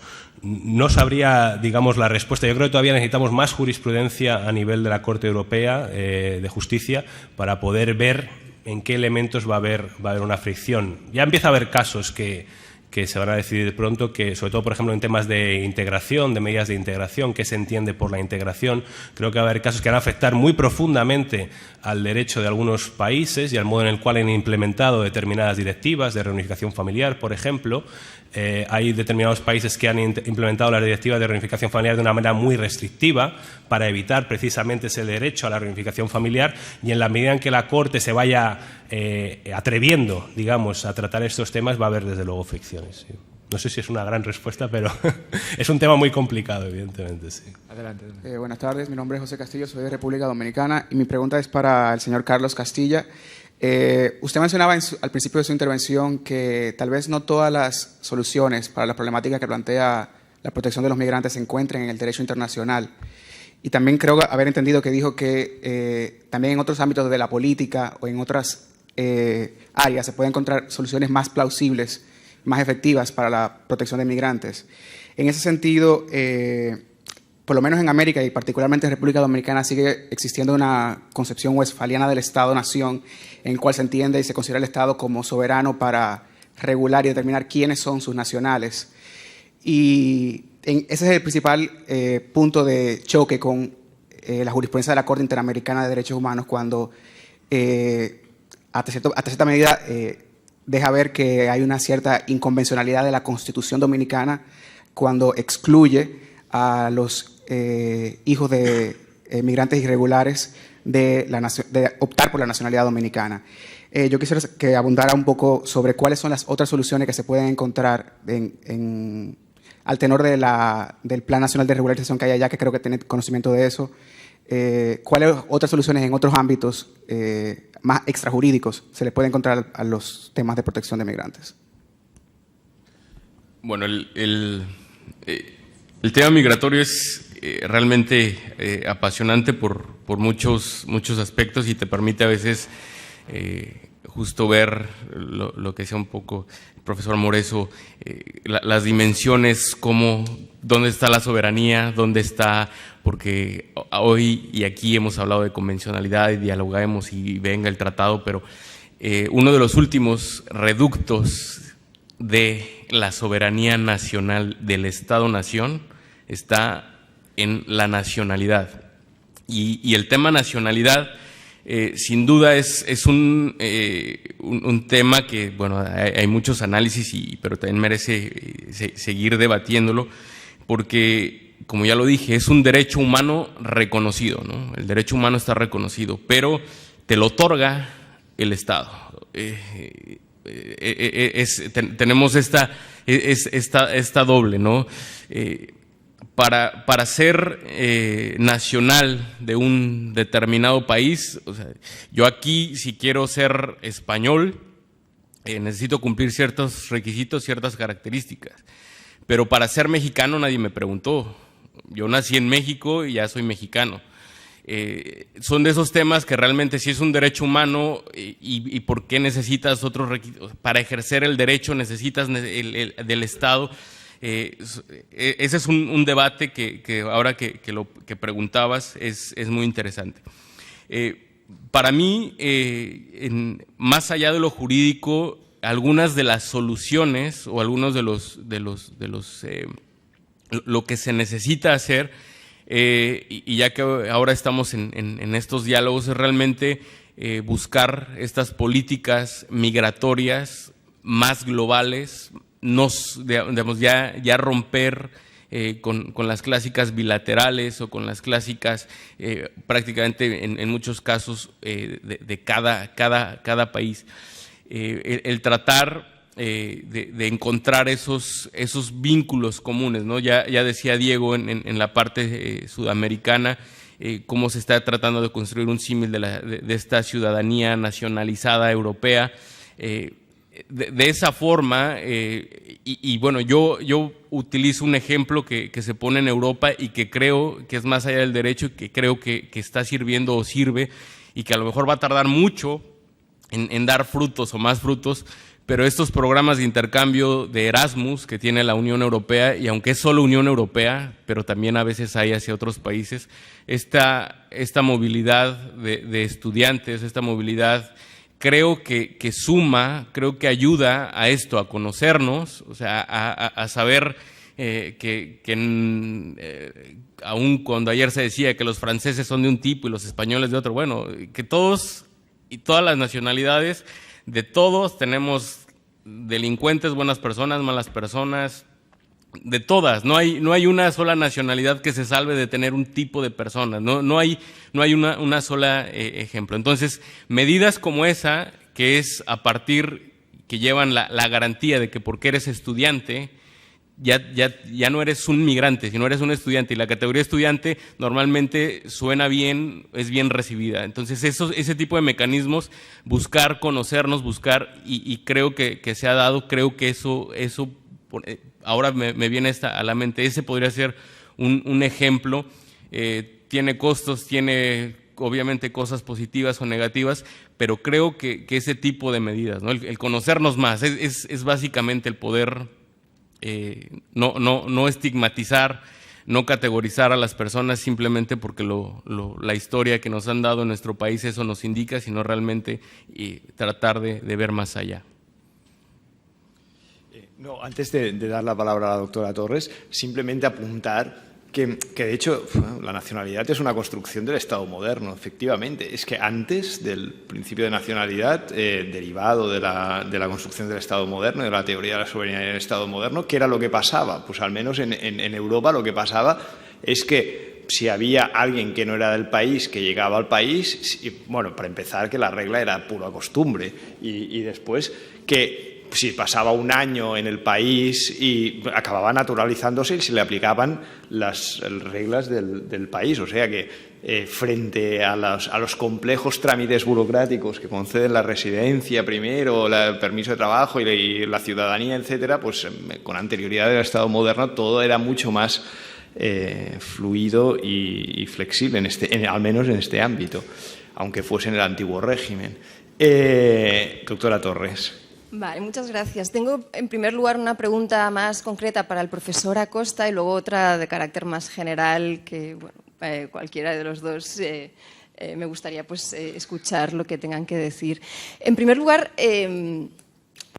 creo que nos ha presentado una visión como bastante amable del Tribunal de Justicia en relación a los casos de inmigración y la aplicación de la Carta. Sin duda, en los que ha mencionado se ha producido un avance en ese sentido, pero le quería preguntar en relación a otros donde precisamente el Tribunal de Justicia ha sido muy reticente en la aplicación, bueno, no solo reticente en la aplicación de la Carta, sino que no la ha aplicado, como Ida y Meraga, utilizando además un test distinto del de Franson, ¿no? En Franson es cierto que se se pronuncia de una manera, digamos, muy expansiva en lo que es el ámbito de aplicación de la Carta, pero luego en esos casos aplica un test distinto para excluirla. Casos donde además es cierto que se plantean desde ciudadanía y son los familiares, las personas que son inmigrantes, pero desde la perspectiva de la directiva de retorno se podría hacer una construcción similar a la que presentaba en el caso de Abdida. Entonces, bueno, que si podría complementar la valoración que nos mostraba con ese otro tipo de casos, pues que, bueno, donde la Carta no ha llegado ni a aplicarse. Y con carácter más general, quisiera plantear el tema de la irregularidad, ¿no? como estatus de las personas pues, que están en el país que sea sin cumplir con los requisitos establecidos para tener el permiso de estar ahí, y quería plantearlo desde la perspectiva de la igualdad, ¿no? Porque en realidad, al menos desde la perspectiva europea, el debate ya no es tanto, diría, entre nacional y extranjero, sino sobre todo nacional y extranjero irregular o en situación de irregularidad.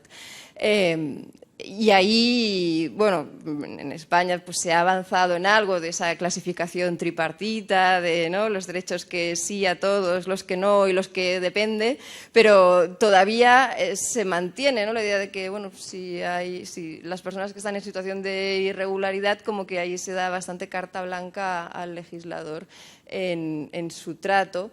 Y eso es especialmente dramático, diría, en el ámbito de los derechos sociales también. Y ahí, otra vez, ¿no? En España pues hemos pasado de la universalidad en el acceso con el solo requisito del empadronamiento a situarnos en la línea, diría, del común de los estados de la Unión Europea, que es facilitar la sanidad en situación de emergencia y, bueno, menores y embarazadas. Entonces, lo que les quería preguntar, entonces, a partir de ahí, y dado que es una cuestión donde no parece que a nivel estatal se pueda avanzar o se quiera, digamos, avanzar mucho más, también porque a nivel electoral no vende, ¿qué rol podrían tener ahí entonces las instancias supranacionales e internacionales de protección de derechos, los tribunales, que siempre tendrán un rol limitado, pero cómo potenciar ahí el papel de esos órganos? Muchas gracias. Sí.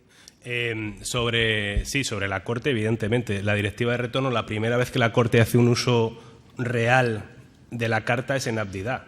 En todos los casos anteriores, en algunos no la menciona, simplemente se olvida de mencionarla, y en otros la menciona muy de pasada, ni siquiera la menciona y menciona el tema. Claro, porque ¿qué ocurre con la directiva de retorno? La directiva de retorno dice que establece el procedimiento de expulsión de las personas, pero dice también que hay que respetar los derechos humanos de las personas en ese procedimiento de expulsión.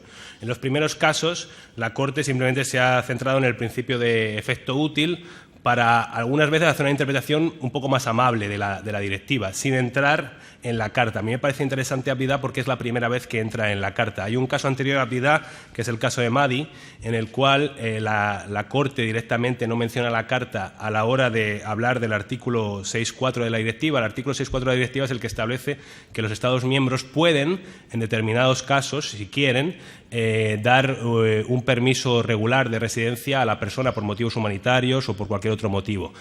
Yo acabo de escribir un artículo, todavía no ha sido publicado, en el que precisamente critico a la Corte por no haber usado la Carta en el caso de Mahdi, porque digo que si la Carta ha sido usada, por ejemplo, en el caso de NS, para decir que una posibilidad en la directiva, en este caso en el reglamento de Dublín, se transformaba en una obligación en determinados casos para no vulnerar derechos fundamentales, no entiendo cómo en el caso de Mahdi la Corte pasa sin mencionar para nada la Carta, se olvida totalmente de la Carta, ¿no?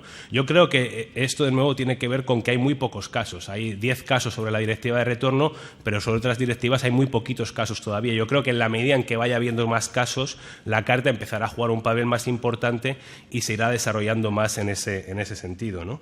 Por eso mencionaba el caso de Abdida. Estoy totalmente de acuerdo en todo caso que hay casos anteriores que no se ha mencionado para nada. Sobre el tema de irregularidad, igualdad y el papel que pueden jugar no solo ya tribunales, sino instancias supranacionales, yo creo que es importante, por ejemplo, la labor que está haciendo ahora la Comisión Europea viendo determinados temas, dos en concreto.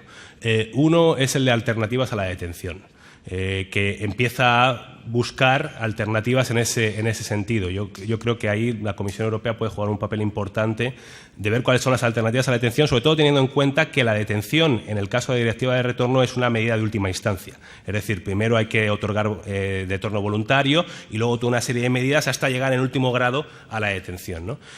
Otro tema que creo que es importante, que puede jugar también la Comisión Europea, es ver qué se hace con las personas que no pueden ser expulsadas del territorio, bien porque los países de origen no les reconozcan como ciudadanos, como en el caso de Katsoev, o bien porque no haya un acuerdo bilateral o con la Unión Europea. ¿Qué se hace con las personas que han sido ya detenidas y que se encuentran sin derechos en el país? Yo creo que también ahí la Comisión Europea puede jugar un papel importante y yo creo que ahí la Carta también puede jugar un papel importante.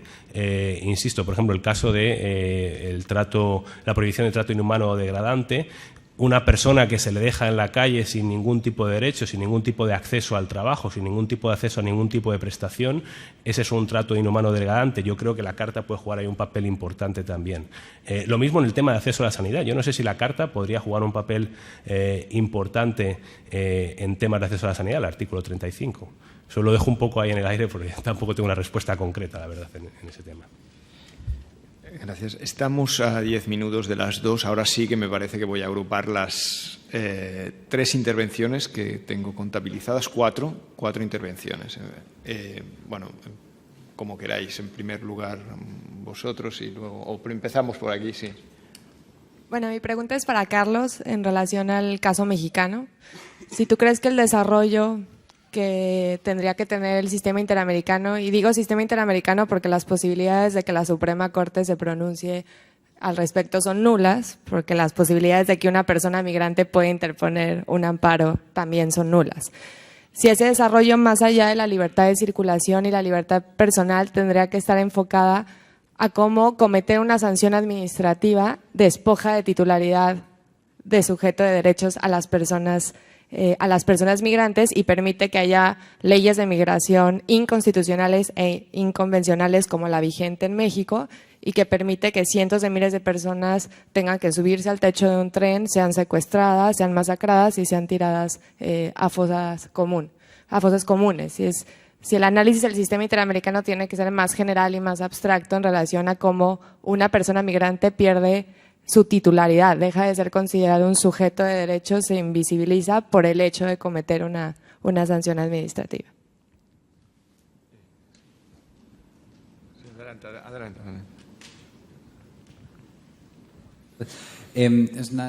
Yo quería hacer una observación que en realidad viene bastante bien al hilo de lo que ha dicho mi compañera. Es porque la Corte Interamericana, como ve solo unos pocos casos seleccionados, tiene la tendencia a que cuando tiene un caso establece unos estándares muy fuertes. Y yo creo que el caso de la familia Pacheco Tineo es un buen ejemplo, porque es que allí las exigencias que imponen los procedimientos de asilo, aparte de que se inspiren en el Alto Comisionado de las Naciones Unidas, es que son exigencias que están en el sistema común europeo de asilo, que es un sistema que se está intentando implantar desde hace ya años y que está demostrando ser un proceso de aprendizaje muy largo en el que los estados a veces plantean muchas resistencias o muestran una cierta desorientación y que son estándares que aquí todavía no están obtenidos. Y siendo esto así, yo me imagino que en América Latina, por mucho que la Corte establezca estándares muy altos, llegar a su aplicación real va a llevar muchísimo tiempo, ¿no? Entonces, quizás sea más realista por parte de la Corte ser un poco más modesta, un poco menos exigente, porque si no, está estableciendo cosas que ni siquiera aquí en Europa se llegan a cumplir y que en América Latina pueden parecer auténticas, en fin, metas muy, muy inalcanzables o por lo menos, desde luego, no en el corto plazo. Doctora Murgadas. Sí. Hola, buenas tardes. Muchas gracias. Mi pregunta era especialmente para Diego Acosta y era en relación a un tema que ya ha salido, pero que quería un poco repreguntarle. A mí me ha parecido muy interesante su análisis, sobre todo cuando ha terminado con la sentencia Abdidá y nos dice que en esta sentencia la Carta ha sido generadora de derechos. A mí me parece que esto es del todo coherente con que la Carta ya ha tenido carácter jurídico obligatorio a partir de diciembre del 2009, pero yo creo que hay otra razón también para que en algunos casos, no en muchos, pero en algunos casos, el tribunal haya interpretado algunos apartados de normas de derecho derivado de la Unión Europea en términos de derechos. Y es la presión que ejerce la interpretación del Tribunal Europeo de Derechos Humanos. Y yo creo que en este caso, y le pregunto si usted está de acuerdo, el Tribunal de Justicia de Luxemburgo va a remolque de la jurisprudencia del Tribunal Europeo en muchos casos. Usted, y aprovecho que lo ha citado, el caso NS es un caso que está muy por detrás del caso MSS resuelto por el Tribunal de Luxemburgo. Y además el Tribunal de Luxemburgo le ha, le ha dicho al Tribunal de Luxemburgo que está equivocado en NS con esta interpretación tan restrictiva en el caso Taraquel. Es decir, el Tribunal de Luxemburgo está haciendo un paso adelante a interpretar en términos de derechos, normas de derecho derivado, porque tiene la Carta como carácter jurídico obligatorio, pero porque tiene detrás el Tribunal de Estrasburgo que está presionando muy fuerte en términos de derechos. Y el Tribunal de Luxemburgo se atreve a decir cosas en términos, en casos de refugiados, no, es que esta interpretación no genera un derecho. Bueno, ¿cómo genera un derecho? Si vamos a MSS, eso es un derecho clarísimo, con lo cual solo quería pues trasladarle esta reflexión sobre si un poco la presión que ejerce el Tribunal de Estrasburgo es efectiva o no lo es. Muchas gracias. Una última intervención. Gracias. Ay, perdón. Juro que no fue mi intención. Yo creo que este tema de migración nos ha dejado a reflexionar y a sentarnos, no solamente a reflexionar, sino a actuar. El caso que está sucediendo no solamente en la parte sur de México, ya se está presentando también en el norte. Yo lo hablo por el caso de Monterrey. Monterrey ahorita ya no está presentando lo que no se veía nunca de que migrantes, ya se está viendo. O sea, es una cosa de como 6 meses, 1 año que ya se está presentando y cada día es más y más y más y más cómo se va presentando. Para los que no conocen Monterrey, Monterrey es la segunda ciudad más importante de México económicamente hablando. Para que se presente esta situación en el contexto de la ciudad en la cual se reside, nos ponen una alerta roja. ¿Por qué lo digo? Porque considero que hemos tomado no solamente el Poder Judicial, sino también los litigantes hemos tomado este tema de los migrantes hasta cierto punto con un grado altísimo de indiferencia. Simplemente no estamos trabajando con esta situación y más allá de preocuparnos, debemos de pasar el más allá de la escritura de artículos y todo eso, empezar a hacer, en un dado caso, acciones colectivas o en su defecto empezar a impulsarlo. Como diría mi compañera, efectivamente las probabilidades son nulas, pero si no empezamos a hacerlo, no lo vamos a hacer nunca. Entonces, es algo que es para la reflexión, lo pongo a pie, no para agravar ni nada por el estilo, sino para empezar a generar conciencia de que es tiempo de que empecemos a trabajar por esas personas, porque los recursos administrativos en México no son los idóneos, pero tampoco, como bien se planteó en alguna parte de las preguntas y respuestas, tampoco nuestros recursos penales son idóneos. Entonces, en vista de lo anterior, necesitamos buscar otros mecanismos para, en un dado caso, velar por los derechos de los migrantes y orillar al propio gobierno que empiece con el diseño de políticas públicas en esa materia.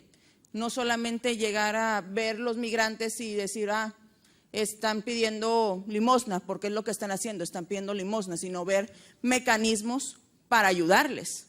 Entonces, básicamente, a grandes rasgos, lo que está sucediendo. Ya. Gracias. Empezamos con el profesor Acosta. No, gracias de nuevo por las preguntas. Sobre el segundo compañero que ha hablado, que bueno, una pregunta más hacia América Latina, yo creo que eso se aplica también en Europa, ¿no? Es un problema llegar a la aplicación real de estándares, incluso de estándares que son a veces muy restrictivos. Y pongo un ejemplo, ¿no? En Grecia, la directiva de retorno, el tiempo máximo de detención de la directiva de retorno son 18 meses y Grecia se lo saltaba la torera y detenía a la gente mucho más allá de 18 meses. Ahora el nuevo gobierno ha dicho que van a dejar de detener a la gente por más de 18 meses, ¿no?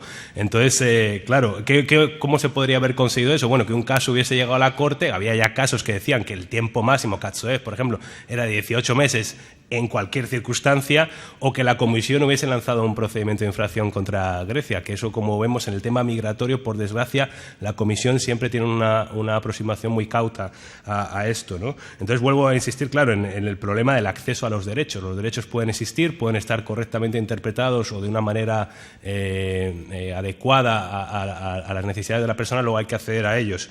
Y sobre la presión de Estrasburgo estoy totalmente de acuerdo. Creo que evidentemente tiene una jurisprudencia mucho más desarrollada a lo largo de muchos más años. También tuvieron que pasar muchos años para que Estrasburgo empezase a usar la convención de manera adecuada, o que pudiese servir la convención para los migrantes. Tuvieron que pasar prácticamente 3 décadas para que eso pudiese ser útil, y creo que en ese sentido, como decía antes, el tema de que no haya todavía tanta jurisprudencia de la Corte, del Tribunal Europeo de Justicia sobre directivas de inmigración hace que todavía no podamos tal vez ver realmente hasta qué punto está siguiendo una dirección u otra. Yo creo que ahora hay muchos más casos, sobre todo en asilo, y estoy totalmente de acuerdo en que Estrasburgo está de algún modo sirviendo de guía para el Tribunal de Justicia Europeo. Bueno, vinculo la última y la primera pregunta. Sin duda el poder llevar o construir un caso, como bien decías, Adriana, primero a una instancia judicial mexicana, sea la primera instancia, y después tratar de llevarlo al sistema interamericano, no es una labor sencilla.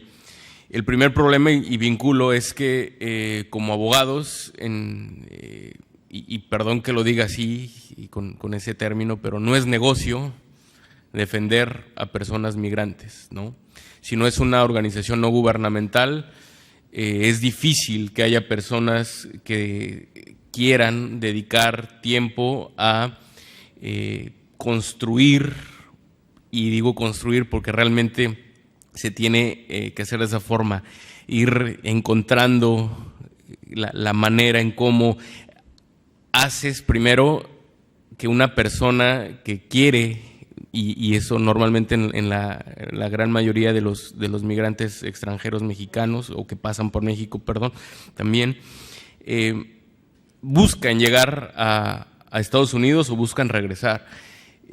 No puedes tenerlos 7, 8 meses detenidos, privados de la libertad en una estación migratoria para construir un caso.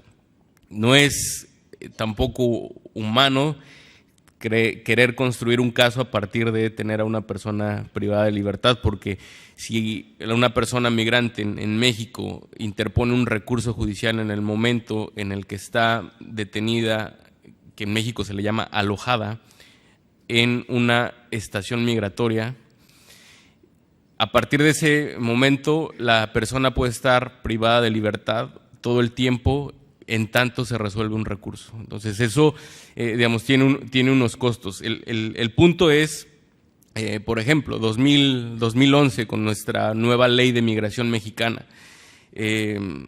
la Comisión Nacional de Derechos Humanos ya estaba legitimada para interponer una acción de inconstitucionalidad. No lo hizo. Entonces ahí vamos teniendo la ley de migración mexicana, como dices, tiene muchos puntos. El sistema interamericano, y un poco también tratando de dar respuesta a lo que decía Aida, tanto la Convención Americana, que digamos podría ser nuestro documento base, sí habla de la legal estancia de las personas, ¿no?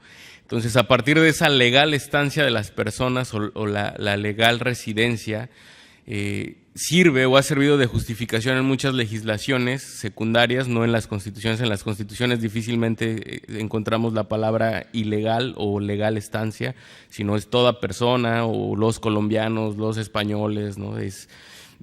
Entonces, esa parte como es difícil, que por eso yo veo más complicado a veces que sea un tribunal internacional, porque su norma base es un tratado, y que les digo, desde la Declaración Universal de Derechos Humanos hablan de esa legal estancia, legal residencia. Eso cuesta. También por eso, y creo que esa debe ser al menos una labor que como decía, ¿no? El tratar de entender, o sea, si queremos dialogar, si queremos realmente construir, el mostrar cuáles derechos no tienen reconocidos, porque en México nuestro artículo 11, que es la base del sistema migratorio, habla de toda persona, no habla de los mexicanos. Entonces, si nuestra Constitución habla de toda persona, ahí por eso digo, vayamos mejor con la Constitución y no con la Convención Americana, y hagamos, si quieren en su momento, ojalá en el ideal, la Suprema Corte Mexicana, y que ahora cada vez pinta más difícil, se pronuncie de manera protectora de los derechos de las personas migrantes, y que eso realmente lo tomara un tribunal internacional, si realmente quieren hacer ese diálogo, ¿no? Si realmente quieren. Yo veo más la solución desde los niveles nacionales. Yo lo veo más complicado por esa palabra que incluyen los tratados desde el otro. Ahora, lo que decía, sin duda, la sentencia de la familia de Tineo Pacheco contra Bolivia, sin duda yo no la puedo cuestionar más que, como decía esto a manera de broma, ¿no? Si es cortar o pegar todo lo que dice el alto comisionado, pero es muy bueno. Lo más grave, y que ese es en el fondo uno de mis, yo ahora ya le llamo trauma con el control de convencionalidad, es que el punto es que esa es una obligación que tienen los estados. O sea, esas obligaciones ya están establecidas. Ahora, hacer control de convencionalidad, señores, sí, pero eso es cumplir con la convención. Lo que me están diciendo ahora que es control de convencionalidad es que cumplas con tus obligaciones que firmaste al ser parte de esas obligaciones internacionales. Es lo que tienes y tenías que hacer. Ahora le llamamos control de convencionalidad, pero, y porque me sé la fecha exacta, el 23 de marzo de 1981, México estaba ya obligado a aplicar la Convención Americana, y todas las autoridades, porque así lo dice la Convención Americana, igual el Pacto de Derechos Económicos, Sociales y Culturales y el Pacto Internacional de Derechos Civiles y Políticos, porque ese día se depositaron al mismo tiempo los tres instrumentos de ratificación. Entonces, realmente, lo que hacen muchos de los tribunales es ratificar o reiterar el derecho que ya está reconocido, ¿no? Y el problema, y ya cierro, y volvemos a lo mismo, en los casos de personas migrantes es aún más difícil construir un caso, porque si normalmente, y esto lo digo más en Latinoamérica, si tenemos grandes problemas de acceso efectivo a la justicia, los ciudadanos nacionales, las personas que van de paso o que están ahí, es muy complicado. Si todo va bien, muy posiblemente en los siguientes meses la Suprema Corte de México podrá analizar la detención de una persona australiana, que eso, y resalto australiana, porque si fuera centroamericana tendríamos aún más problemas para que el caso subiera hasta la Suprema Corte, llegara a esa instancia.